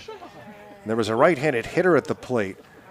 Flores' throw hits the bat of the hitter and goes high into the air and lands in the glove of third baseman Tate Shimao. Really weird play. Then later in the game, Shimao was in the on-deck circle, and he was taking a practice swing, and the Goldpanner batter fouled one off, and the ball connected exactly with Shimao's bat as he was taking a practice swing. Really weird couple of plays. Munoz takes a ball, and now he's in front 3-0. Well, Burkett fell behind Hiraki 3 balls and no strikes, but came back to strike him out. Back again. Let's go. And now falls behind Marty Munoz 3-0. And he takes ball 4 and kicks at the dirt in disgust, does Burkett, and he wants the baseball.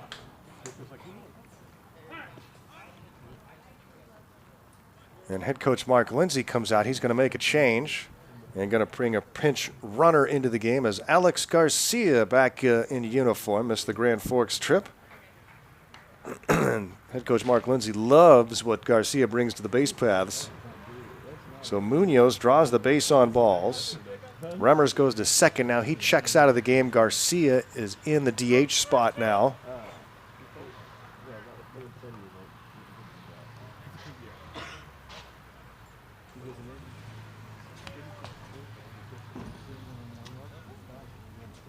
So Garcia enters the 6th spot in the batting order, and Remmers finishes an 0-for-1 day. Just a ground ball. And now Caden Clark, the batter, with 2 aboard and nobody out. And the runner takes off for third. They're going to throw to second on the delayed steal there, and they've got the runner at second. So Munoz is thrown out on the play for the second out of the inning. I know, but he's asking. The pitcher was like, "Was it low?" He said, "No." He said, "Well, then where was it?" Right down the middle. Too much middle. Let's go. Panners need base runners. They just lost one. Trailing by 6 here in the 6th inning. Now 2 away. And it's up to Clark to bring in a Goldpanner run. And a strike called.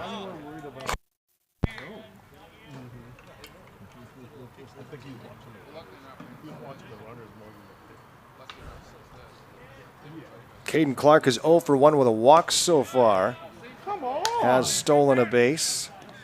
And Burkett is awful frustrated right now with balls and strike calls. And it has been a bit difficult to figure out this strike zone today. Go, Jacob. And that fastball misses upstairs.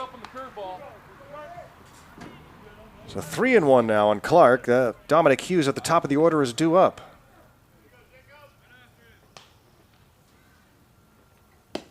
This is ball 4. Doesn't hurt. A hit batsman and a couple walks in the inning. And now Dominic Hughes with an opportunity to get the Goldpanners back on the board. Hughes 0 for 2 was hit by a pitch earlier from Burkett. That was in the 4th inning. Gold at the corners. And the Panners trailing 9-3 here in the bottom of the 6th.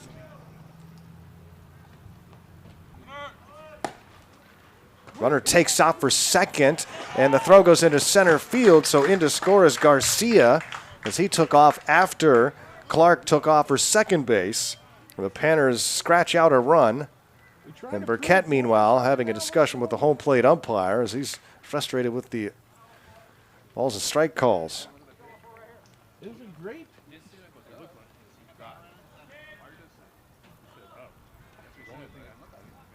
The Panners back on the board. It's now a 9-4 game. 2 outs in the inning, and Hughes the batter. Good pitch. Let's go.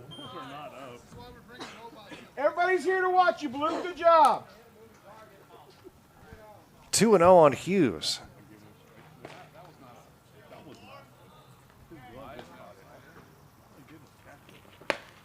That one's well inside. 3 balls and no strikes. Yeah, she should have. We've seen a lot of walks the last few innings.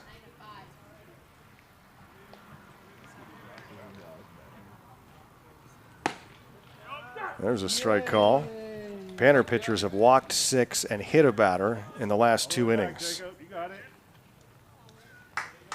6 walks and a hit batsman in 2 innings. Now here in the bottom of the 6th, Burkett has walked 2 and hit a batter. There you go. And Hughes gets back-to-back strike calls there, so it's 3-2.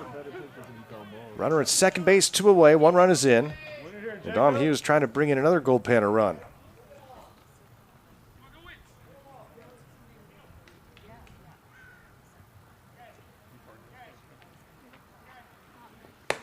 That one's well up high for ball 4. So Hughes takes his base, 3rd walk of the inning. And the inning continues for Griffin Harrison. Harrison looking for his first hit of the day and trying to break out of a little bit of a slump for Griff, 1 for his last 17.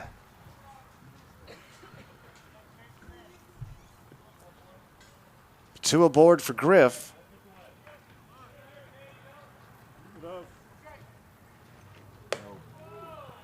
He takes one upstairs.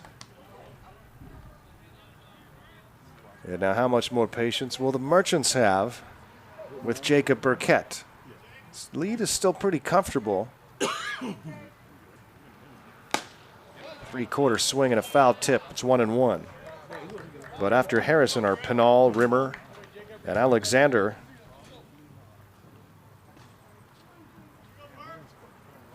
Panners a lot of come from behind wins this year. Going to have to do the same thing again here today. There goes the runner for 3rd. The throw is not going to get him, and right behind him, Hughes takes 2nd.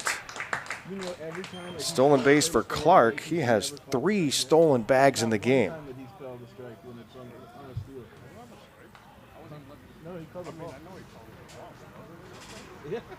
He hasn't called a strike one time when they stole a base.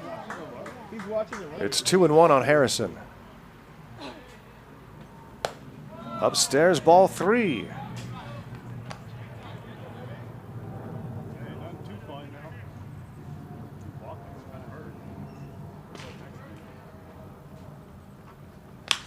And this ball is hit high into left center field. Calling for it is Witt, the center fielder. He will reach up and make the catch. They'll take care of Griffin Harrison and the Goldpanners. They do scratch one across, but the Merchants lead it 9-4 through 6.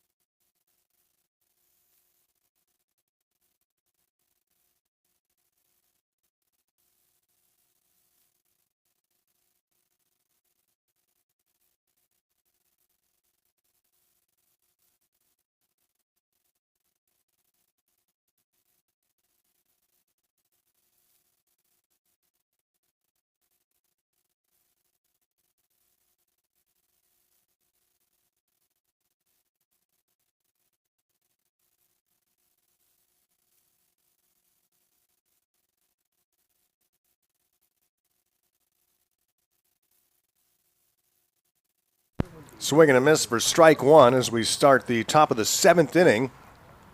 Into the final third of tonight's ball game with the Goldpanners trailing 9-4. Pick up 1 run in the bottom of the 6th. Here you go, Will. You're on him. On no base hits. There's control issues plaguing pitchers for both teams the last couple of innings. And Ian Torpy back out to face the Merchants here in the 7th inning. Will Heron, Kai Alberghini, and Davis Kester, 5, 6, and 7 spots in the Merchants batting order.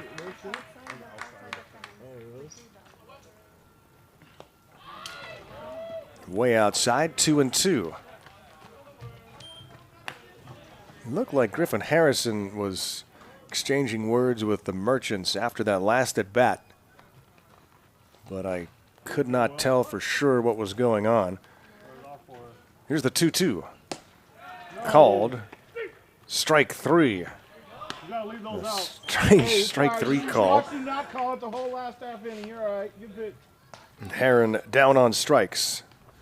Brings up Kai Alberghini, who's 0 for 3 in the game so far. As Torpy has struck out back-to-back hitters now. Go, Kai. 7 batters faced for Ian. 3 strikeouts. 3 base hits. He's also hit a batter.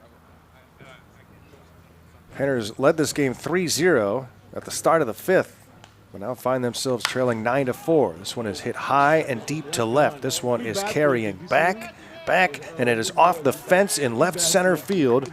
And Alberghini jogs into second base with a stand-up double. That one went high and deep to the 375 mark, hit the bottom of the fence.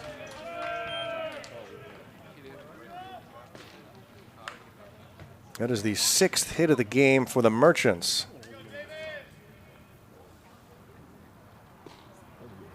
And now Davis Kester, who has walked in his last 2 plate appearances and scored both times. 6 of the 9 runners that scored reached by way of a base on balls.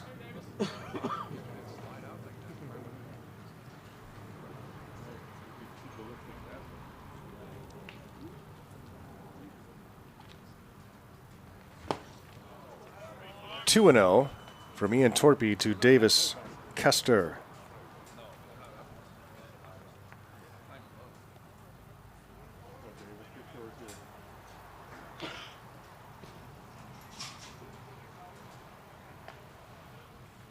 Panner pitchers have walked 8 in the game.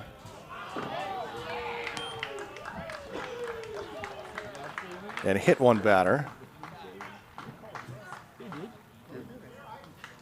And Torpy falls behind 3-0. After Kester is Jack Johnson.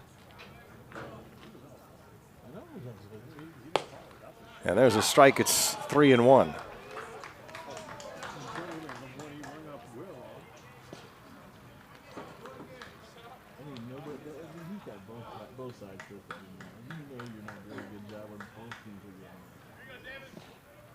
Runner at second base with 1 out here in the top of the 7th inning. And that one is lifted high on the right field side, headed into foul territory. Long run for Rimmer. He can't catch up to it. Step away from Sean. And it's 3 balls and 2 strikes on the Merchants' left fielder. Panners obviously cannot afford to give up any more runs here, trailing by 5. It was a 6-run deficit. Panners picked up 1 in the bottom of the 6th.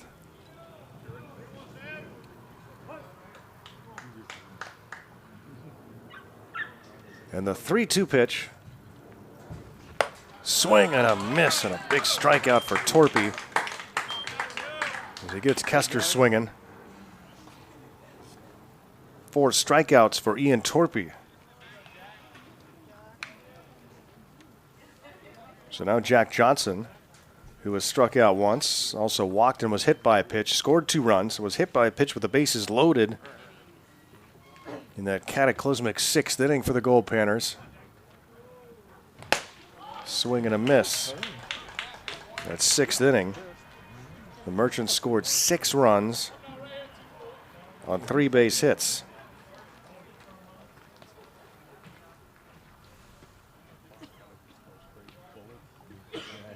The 0-1 from Torpy with a runner at second. And a strike called. It's 0-2. You got it, Jack.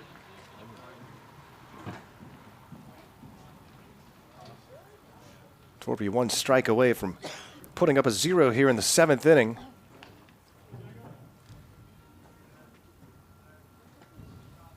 And the 0-2 pitch just floated off the plate, and it's 1-2.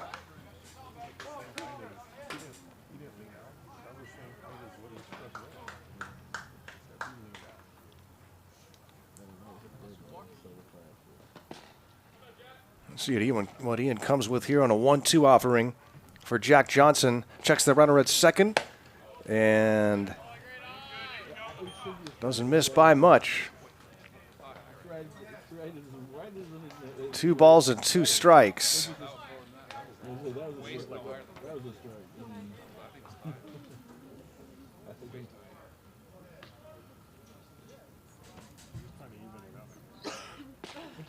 That's a bad umpire when you start trying to even it. And that one's called down low, 3-2. You can just see pitchers on both sides trying to will strikes. It's like when we started talking about first strikes, we got used to call balls. And Johnson steps out. Man, this game has slowed to a crawl the last couple of innings.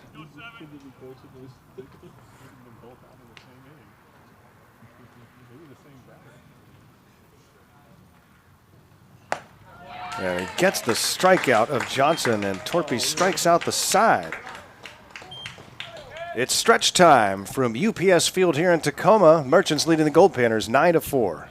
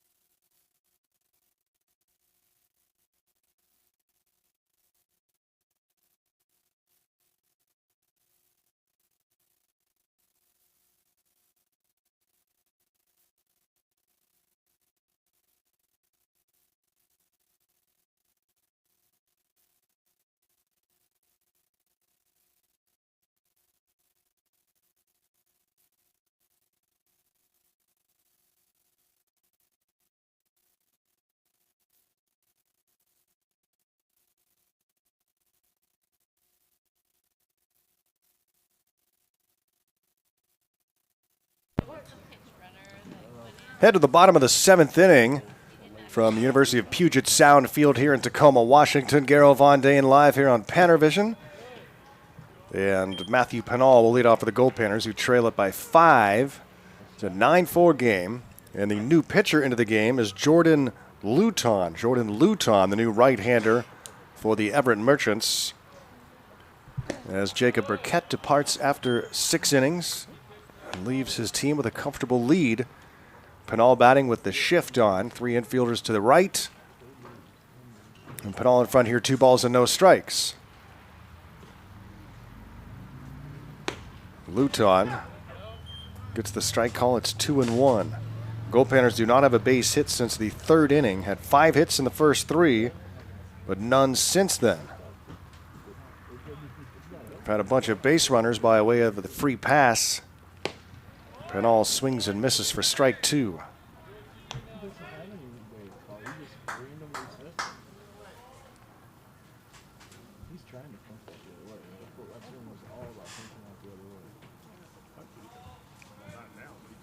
The 2-2 pitch to Pennall.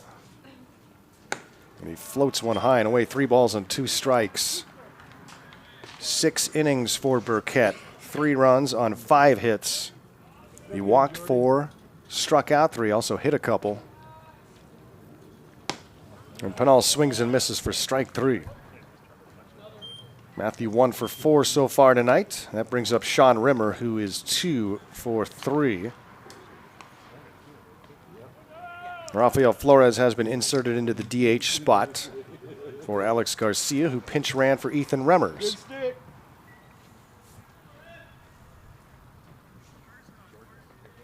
Remmers hit the ball well today, 2 for 3 with a couple of doubles, a run batted in, and 2 runs scored.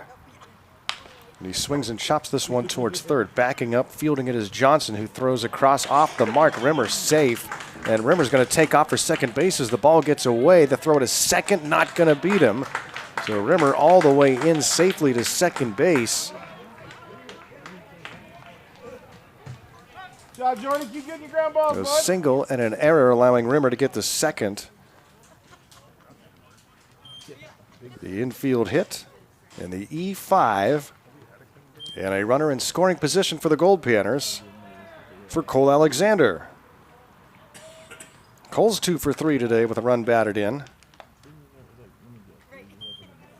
Luton has made 5 appearances prior to this one. Over 10 1/3 innings this summer, just 1 run given up on 5 base hits. And in those 10 1/3, 17 strikeouts to just 3 walks.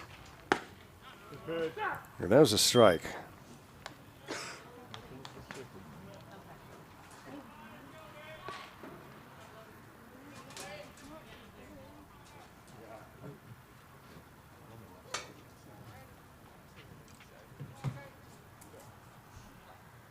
Nine 4 Merchants here in the bottom of the 7th. Alexander checked his swing.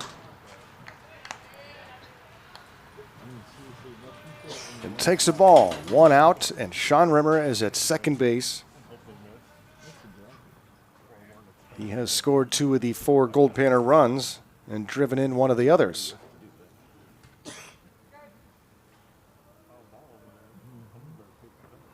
Throw to second, Rimmer back safely. Sunny Tacoma, very little wind right now. It's cooled down a little bit as the shadows start to fall. And the Goldpanners hoping to heat up the bats. Pop foul out of play.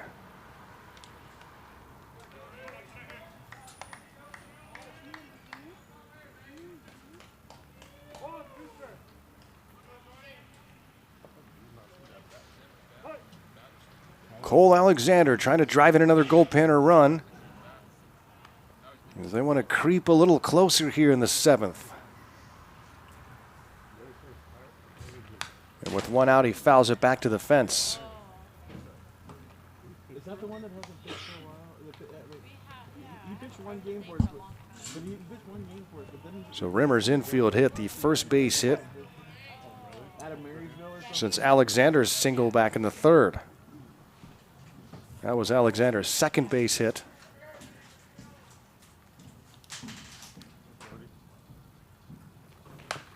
And he rolls this one towards first. It's a foul ball. You gotta call it out. A late call.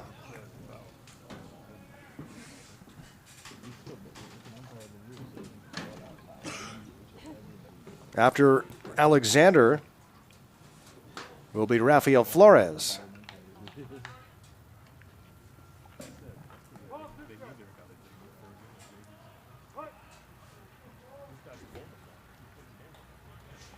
And still the shift is on. And Alexander awaits the 1-2. Catcher Clogston creeps a little bit outside. And they'll look the runner back to second base. And we'll go through the signs again.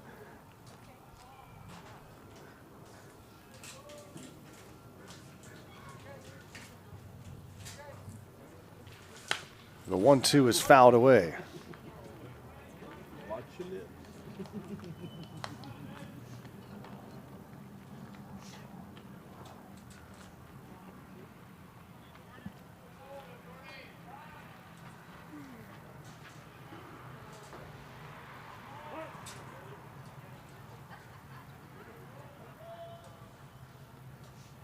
The 1-2 again from Luton to Alexander, and that one misses high and away. It's 2 balls and 2 strikes. Getting started with a strikeout of Pinal. Rimmer with an infield single down the third base line. Johnson still threw it to first, even though he wasn't going to get him, and it got away. There you go, Jordan. And Alexander swings and misses for strike 3. So now 2 away. And Rafael Flores will get his first at-bat for the Goldpanners. He's now in the DH spot in the 6th hole. 2 outs, a runner at second base.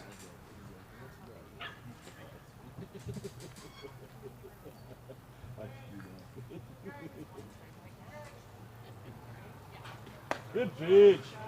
Get a strike called. Goldpanners are 2 for 6 with runners in scoring position today.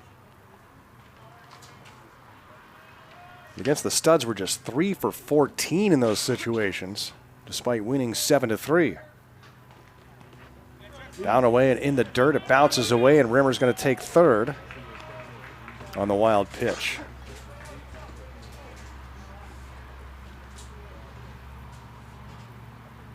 Now a base hit definitely gets you back on the board. And it's trail it by 5. I want to close this gap here in the 7th inning before we get too late. Luton dealing the 1-1 to Flores. And gets the strike call. It's 1-2. Come on, Jordan.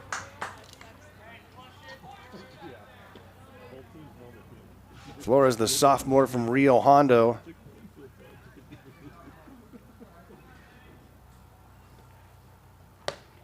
Takes inside, 2-2. Should Flores reach, it would be Blake Hiraki. Right now, Rafi just trying to bring Rimmer in from third.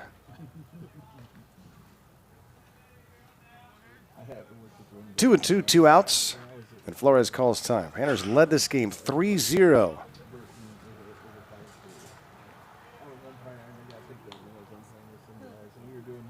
But in the 5th inning, the Merchants scored 3 runs. And then 6 runs in the 6th inning. Panners got one back in the bottom of the 6th to make it 9-4. Flores takes ball 3.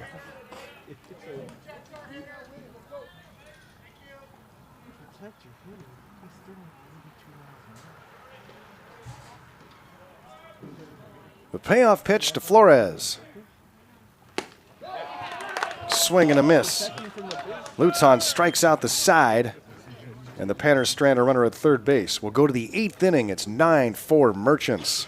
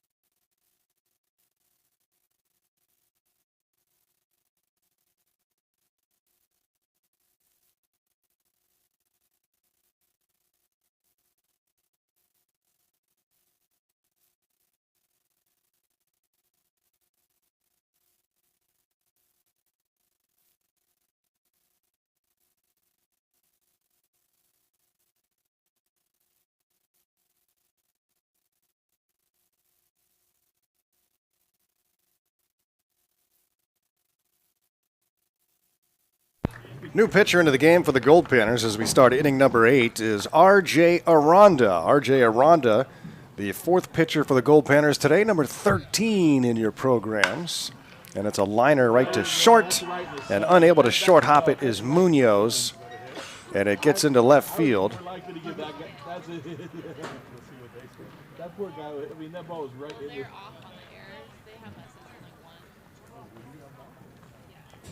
So the leadoff man aboard for the Merchants here in the 8th inning as Clogston reaches.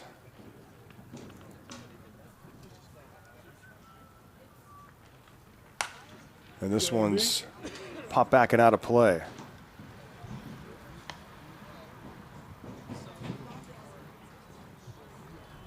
Pitch to drive.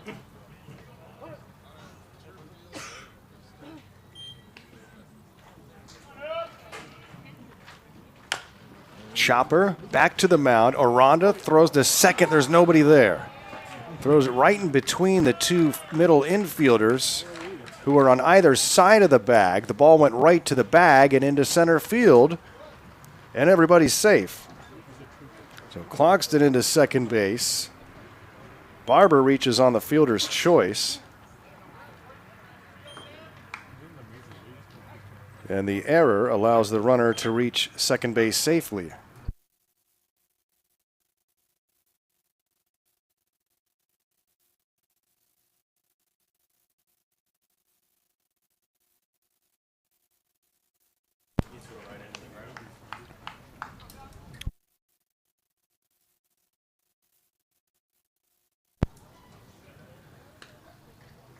Two aboard and nobody out. And Cole Kramer, having a 1 for 3 days so far with a walk, is driven in a pair and scored a run. A 9-4 Merchants lead here in the 8th, and R.J. Arana tasked with trying to keep it a 5-run game.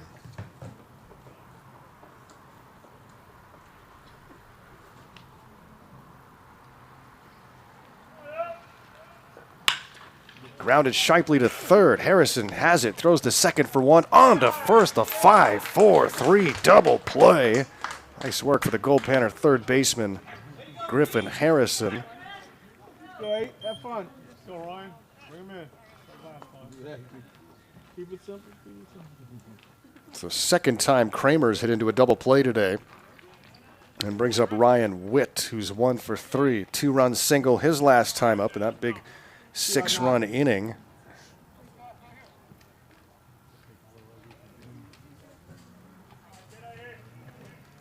We're reading a weird major league note between innings. The Pittsburgh Pirates becoming the first team in Major League history to use 55 different players before the All-Star break. 55 different players. Have fun, don't miss. The Pirates are playing the Yankees right now. Pitcher Garrett Cole makes more money than the Pirates. They split the first 2 games of that series.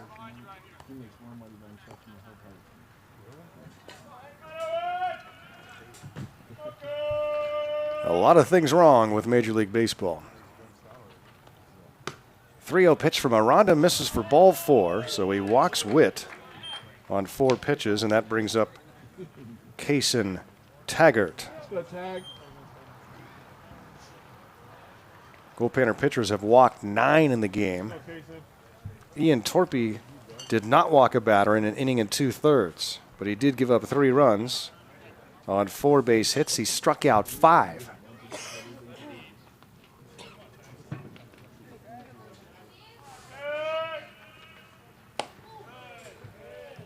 R.J. Aranda misses for ball 1. R.J. will be at Cal State East Bay this year.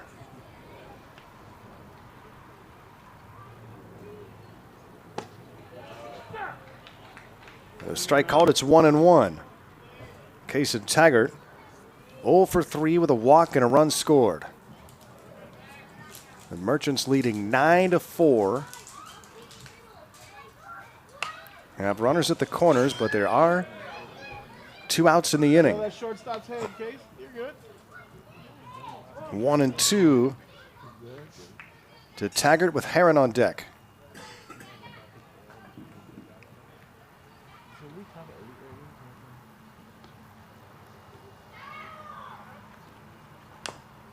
He reached out and just fouled it off to stay alive. This game about 2.5 hours old now. It cruised through the first 4. But then things slowed down in the 5th. Okay, sir.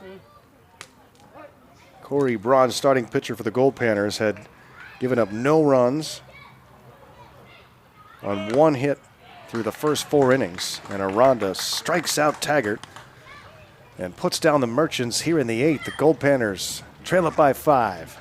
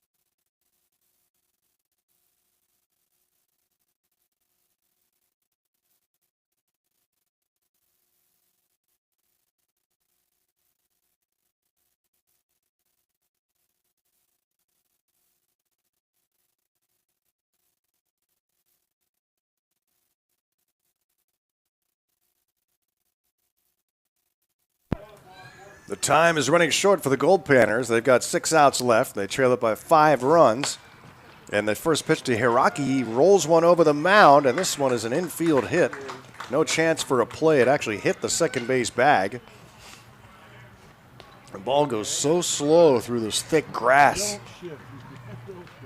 And an infield hit for Blake Hiraki, Goldpanner catcher, his first hit of the day. And the leadoff man aboard for the Goldpanners brings up Marty Munoz. Munoz 0 for 2 with a walk. This is his first plate appearance against Jordan Luton, who has now faced 5 batters, striking out 3 and surrendering 2 infield hits. He started to call it, he stopped. And it's ball 1 to Munoz. Shift is on, as has been for much of this game, with 3 Merchants to the right of second base. And a lot of responsibility for third baseman Jack Johnson to the left. Munoz shows bunt and takes ball 1, or ball 2 rather. It's the right thing, but if it goes over it, come on. Each team with 7 hits in the game, with the Merchants with 9 runs. Goldpanners have been charged with 3 errors in the game.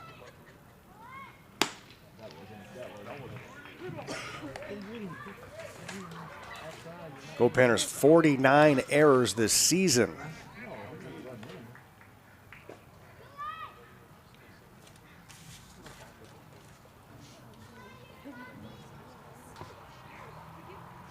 It's about 2 per game on average. And Munoz walks on 4 pitches. So 2 aboard with nobody out for Fairbanks.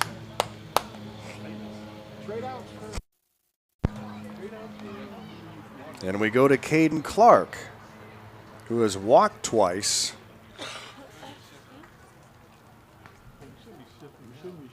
And is officially 0 for 1.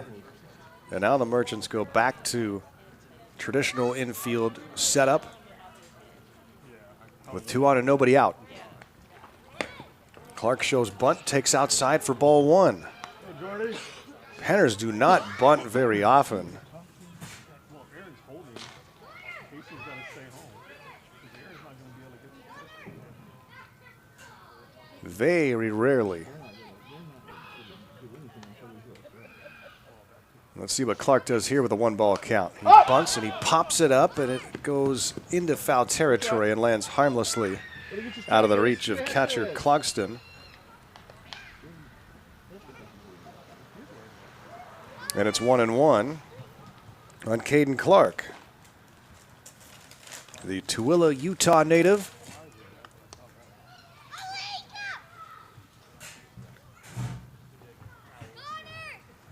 Who has a ball and a strike. 2 on, nobody out. On deck is Dominic Hughes. And the 1-1 pitch. He shows bunt, pulls back, and takes ball 2.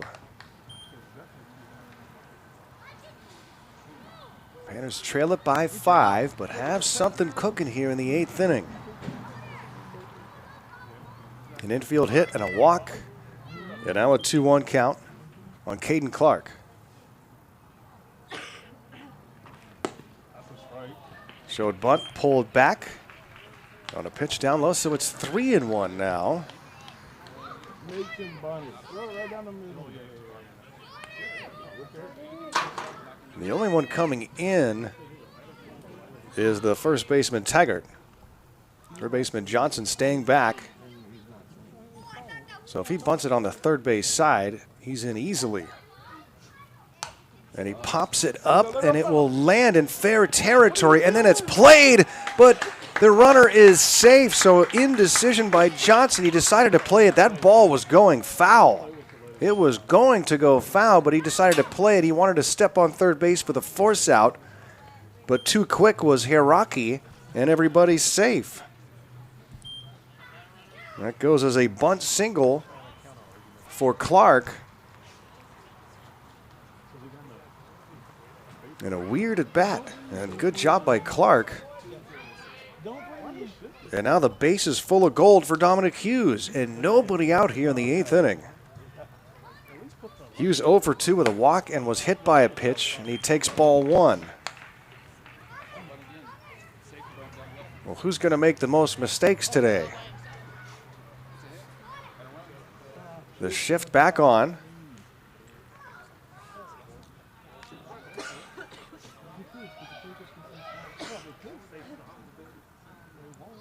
And Hughes trying to drive in some Goldpanner runs. And he takes a strike. It's 1-1.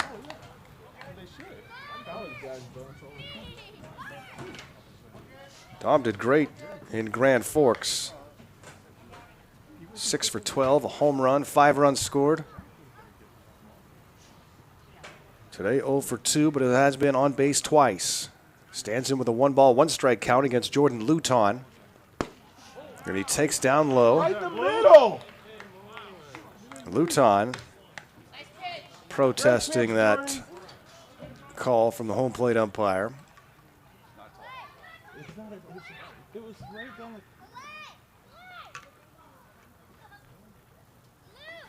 2-1 on Hughes.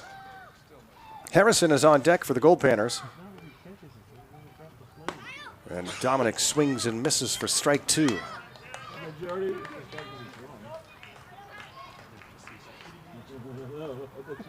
Bottom of the 8th inning here at UPS Field.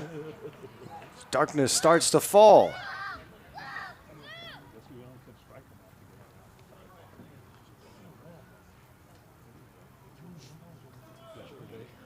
And the 2-2 pitch from Luton gets Hughes swinging. Late swing for Dom, and he's K'd for the first out of the inning. And that brings up Griffin Harrison. And Griff, mired in a cold streak here. This would be the perfect time to break out. 0 for 4 in the game. 1 for his last 18. And Harrison standing in with gold on every base. And 1 out. And the Panners in dire need of some runs. And the first pitch to Harrison. It's a swing and a miss for strike one. Luton must be very deceptive. He has a lot of strikeouts this year. Does not throw hard, as you can tell. But it has been tough for Goldpanners to make contact against him. 3 infield hits. Nothing has left the infield against Luton in 8 at-bats so far. It's 1-1 on Harrison with Pennall on deck. Upstairs for a ball. It's 2-1. Luton has struck out 4 of the first 8 batters. Those 3 infield hits and a walk.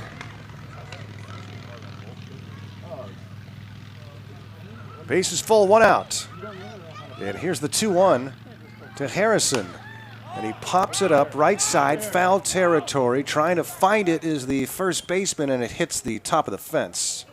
So Taggart, no chance to make a play. He was having trouble picking up that baseball anyway. And Harrison hangs in with a 2-2 count.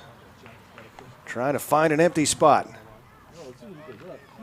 Matthew Pennall awaiting his turn on deck. This is the opportunity here for the Goldpanners. We're in the 8th inning. And the bases are loaded. There were no outs. Now there's 1 out. And Harrison with a 2-2 count against Luton. Strikes him out swinging.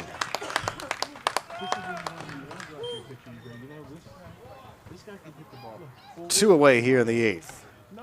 And now it's up to Matthew Pennall, who's 1 for 4 with a single and a run scored. 0 for his last 3 is Pennall, but still 10 for his last 27. Had a huge 2-out base hit yesterday, a double, bring in some runs. Can he do it again here today? I keep saying yesterday. That game was 2 days ago against the Seattle Studs. Panners were off yesterday. Get it through your head, Garrow.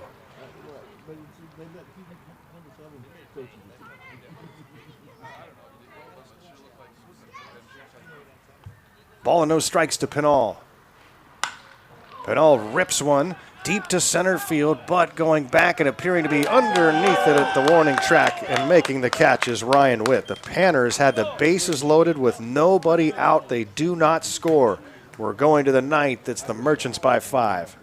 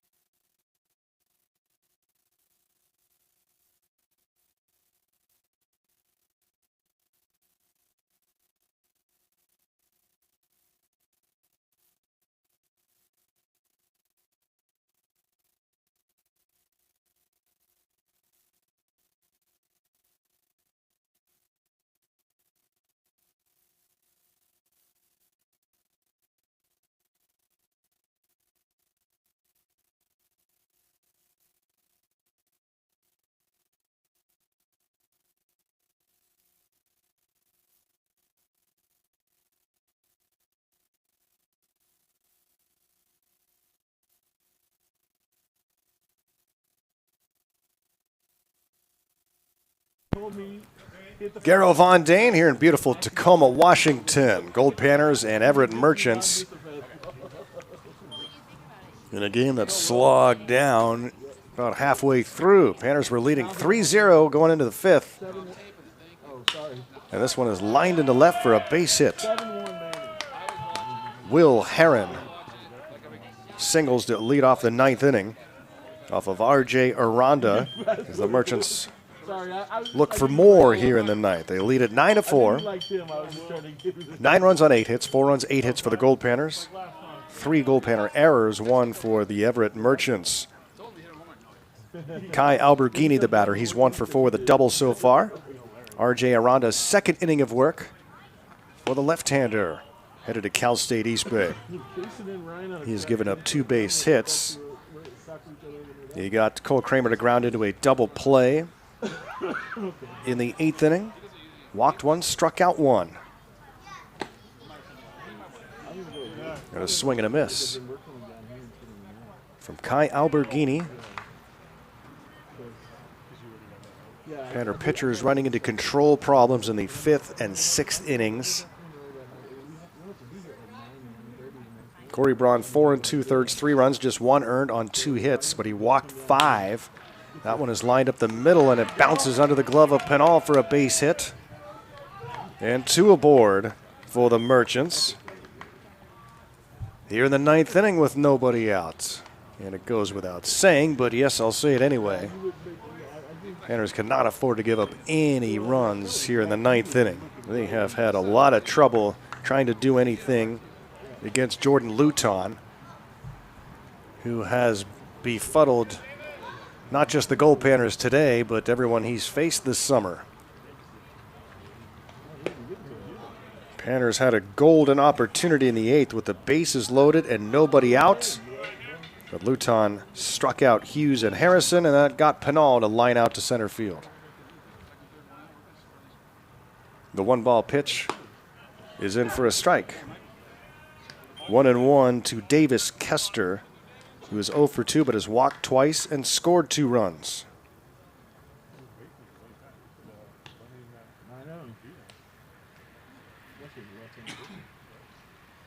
Six of the 9 runners that have scored.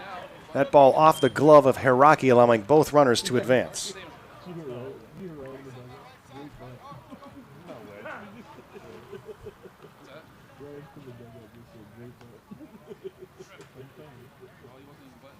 I know, but it did the same job.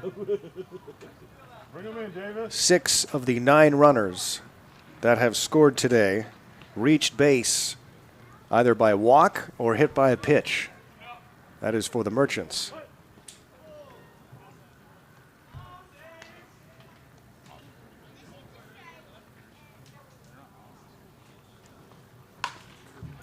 A late swing and a foul ball first base side. It's 2-2.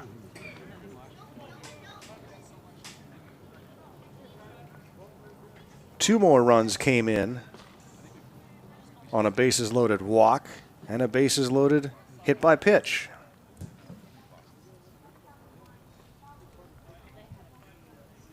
But 3 huge singles in the 6th inning for Barber, Kramer, and Witt are the reason the Merchants are way out in front. R.J. Aranda with a 2-2 count on Davis Kester. Runners at 2nd and 3rd. And that one hits the batter, Kester. And so the bases are loaded.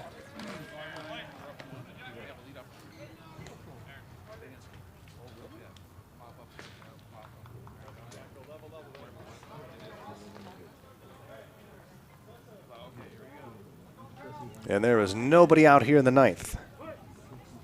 Jack Johnson, the batter. He's 0 for 2 with a couple of strikeouts. A walk and was hit by a pitch. He was hit by a pitch with the bases loaded to collect the RBI. He has scored twice.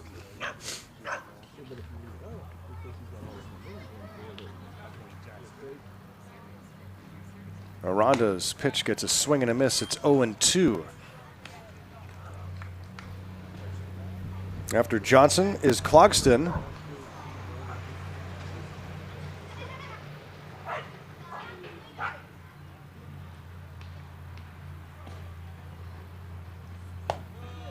Up and away 1-2. Panners had gone 7 straight innings without giving up a run, then started this game with 4 scoreless. But that all changed in the 5th inning.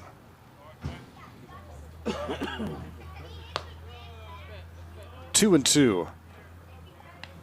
Mentioned bronze line, 4 2/3, 3 runs, 1 earned on just 2 hits, but 5 walks. Kagan Wentz, 2/3 of an inning, 3 runs on 1 hit and 3 walks. Well outside, 3 and 2. The bases are loaded and there's nobody out. Ian Torpy, inning and 2/3, 3 runs on 4 hits, no walks, and 5 strikeouts. And now R.J. Aranda in his 2nd inning of work, 3 and 2, and the base is full. There you go. Line to right, that's a base hit. That will score 1, and the Merchants lead it 10-4. Jack Johnson's 2nd RBI of the game. Brings in Will Herron and everybody up 90 feet, and still nobody out here in the 9th inning. Brings up Aaron Clogston. That's the 10th hit of the game for the Merchants. Everett had 1 base hit through the first 4 innings.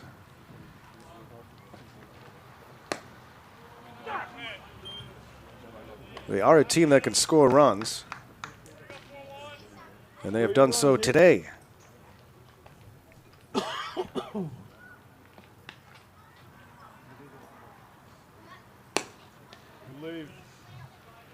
One and one. R.J. Aranda trying to get an out recorded here in the 9th inning. Single, single, hit by pitch, single.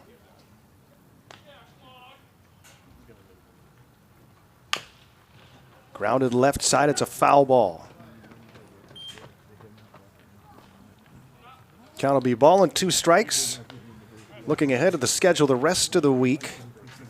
Tomorrow the Goldpanners will play the Studs again in a 5:30 p.m. start, just like today, 5:30 Pacific. Then Saturday, breakfast at UPS, an 11 a.m. start. Croissants and strawberries here in Tacoma. And that'll be against the Everett Merchants at 11 a.m. Then Sunday at 1 p.m. start on getaway day.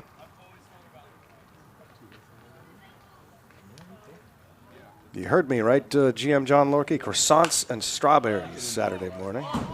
This one is popped up right side, playable for Alexander. And it's called an out.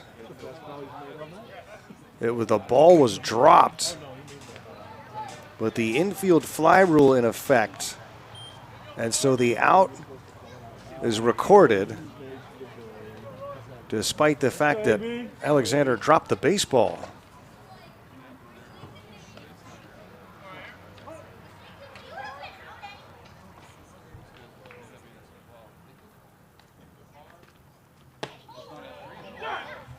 And he drops a strike in to Aaron Barber, who was proven to be a very difficult out today.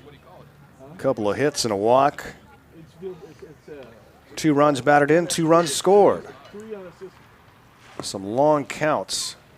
He's in front here, 2 balls and no strikes. The bases are loaded, 1 run is in, and there is 1 out. The Merchants on top of the Goldpanners 10-4 here in the top of the 9th inning.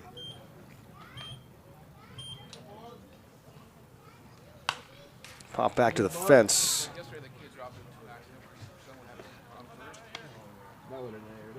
Sunday, 1 p.m. against the Seattle Studs, and then we'll be back on flights north to Alaska.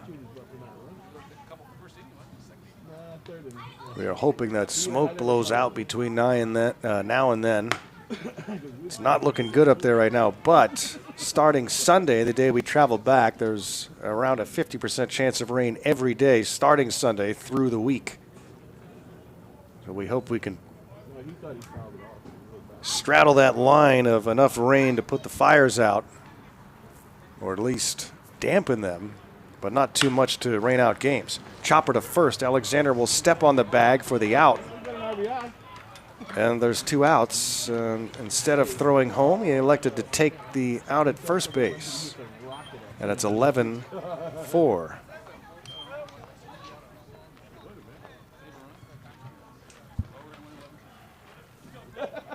Well, he had the out at the plate. If that happens, I'm coming after you. Yeah, but I want to go home. Seen some strange things today. Barber picks up the RBI on the 3 unassisted ground out. Alberghini comes in to score the 11th run for the Merchants today. And the Panners in a big hole now, 11-4. This one's grounded to short. Munoz has it, throws it in the dirt, and 2 runs will score.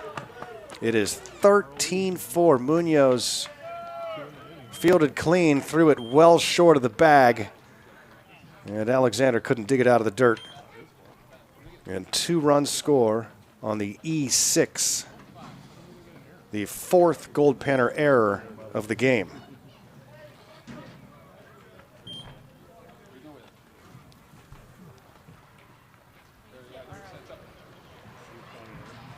Marcus Masterboni out to the mound to try and play psychologist right now, probably.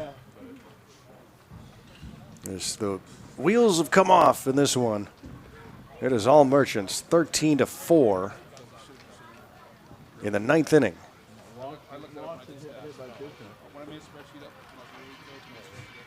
Have fun, Ike.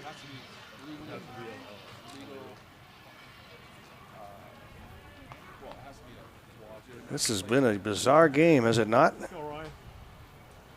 Inexplicable in many ways.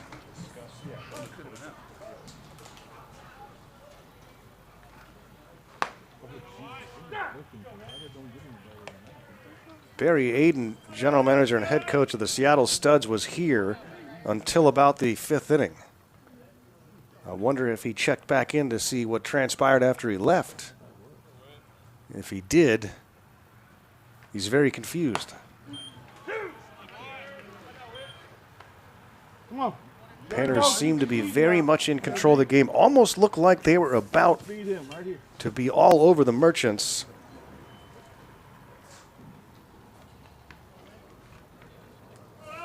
Had a chance to build a really big lead. Did not, and then the Merchants came back with a 3-run 5th inning and then the 6-run 6th.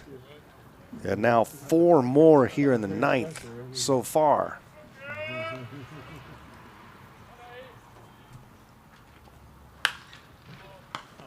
Hit to 3rd and snagged by Harrison. And the 9th finally comes to a close. 8 batters come to the plate. The Panners trail it by 9. Last chance when we come back, headed to the bottom of the 9th.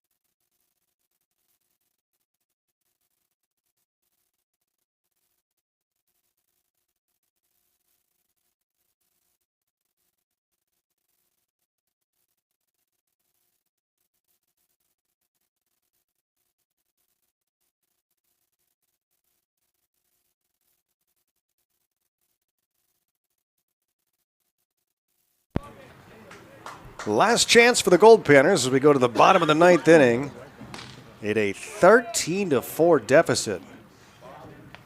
Since that 3-0 Goldpanner lead, the Merchants have outscored the Goldpanners 13-1.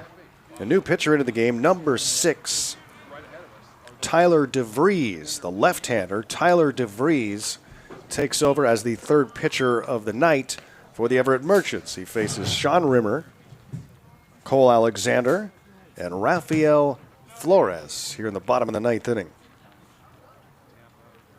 Sean Rimmer, a 3-for-4 night, takes inside. It's 2-0. A couple of doubles, a single, 2 runs scored, 1 driven in. Panners loaded the bases in the 8th inning with nobody out, but did not score. But Luton out of the game now after 2 scoreless. And makes way for Tyler DeVries. That one fouled out of play. It's 2-1 on Sean Rimmer. This game now 3 hours old. Panners charged with 4 errors in the game and a lot of free passes. 3.5 games behind Tampa Bay. Yeah, but Cleveland beat Central, but the other teams are Well, but I'm talking about wild card. The wild card. the other teams are East beat each other up. 6 walks, some hit batsmen, and 4 errors. Besides Cleveland, the other 3 plus the Yankees are playing. Upstairs, ball 3 to Rimmer. He's had a good day at the plate to Sean. His second game back after missing the Grand Forks International.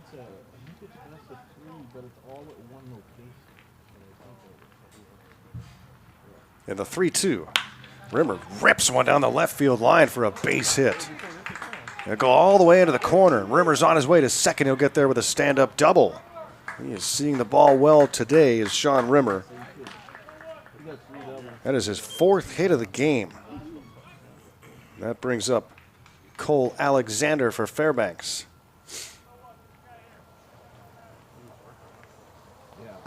We've seen a lot of weird things in this game.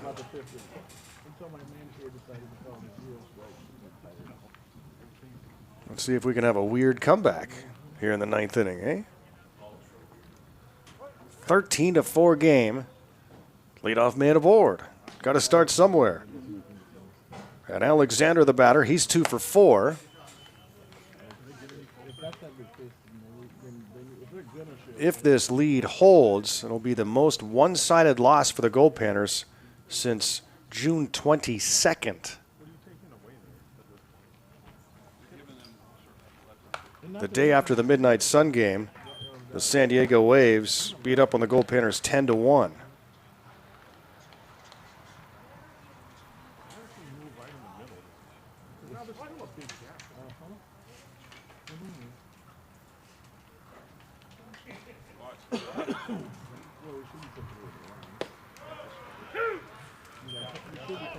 Since then, their biggest loss was by 3 runs. Ball and 2 strikes on Cole Alexander. And he swings and foul tips it to stay alive. And regardless of how this game turns out, you want to see guys go up there and battle like Sean Rimmer and Alexander.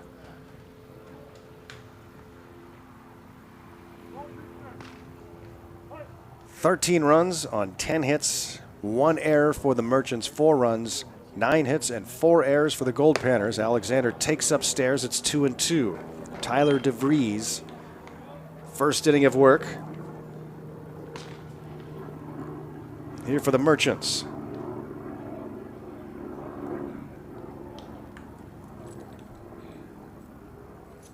Alexander awaits the 2-2, and he fouls this one out of play.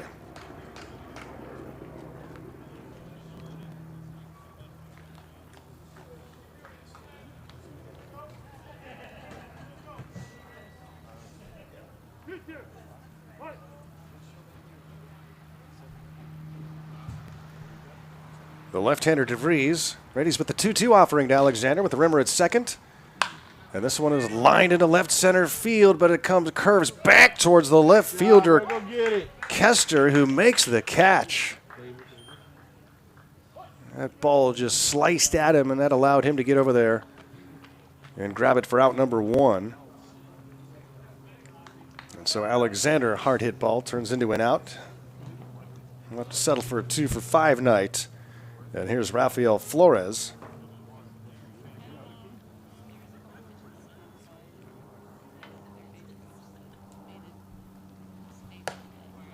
But he takes a strike, 0-1.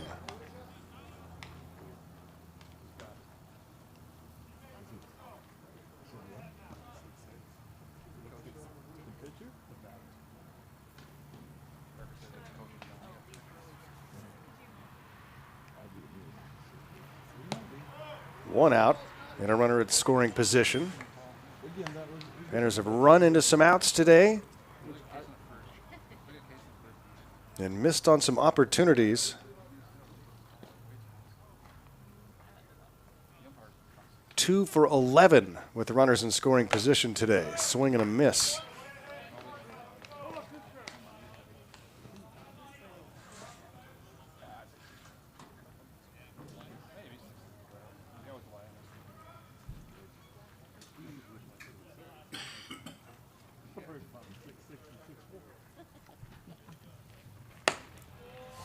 The Merchants at the plate today are 10 for 37.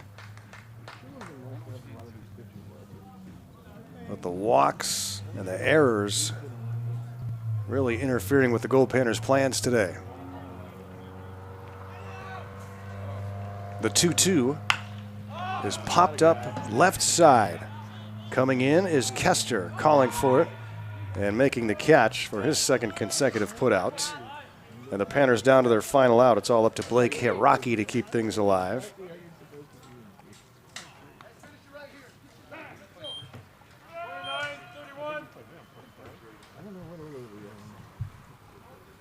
And Brock Rudy will bat for Hiraki. So he will get one at bat here today.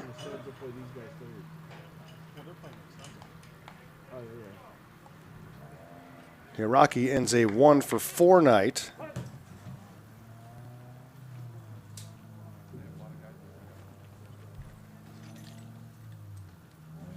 And Rudy, the outfielder from University of Utah, takes strike 1. Panners down to their last out. Sean Rimmer led off the bottom of the ninth with a double. But a line out to left, a fly out to left. Now the Panners down to their last hope. The 0-1 pitch, swing and a miss from Rudy. And it's 0-2. Merchants with 13 runs on 10 hits. Goldpanners 4 runs, 9 hits. And now the 0-2 pitch. Rudy swings and grounds one up the middle, and this one's going to be a base hit. Rudy comes off the bench to get a single and extend this game. And runners at the corners now for the Goldpanners.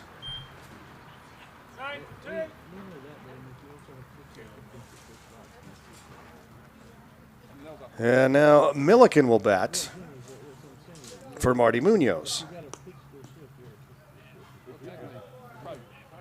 So Munoz ends an 0 for 2 day.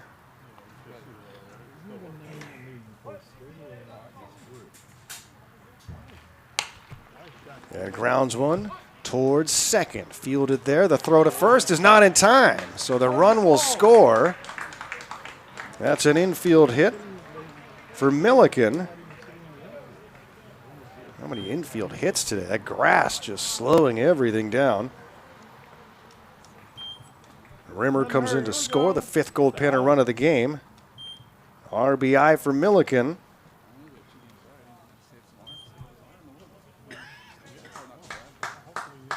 And Caden Clark now.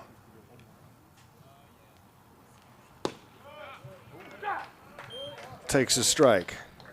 Clark has been on base 3 times today with a bunt single, a couple of walks.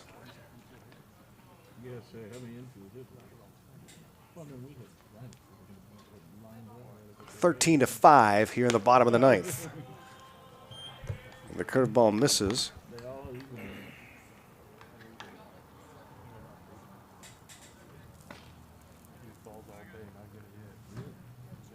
Eight more. That's all we need.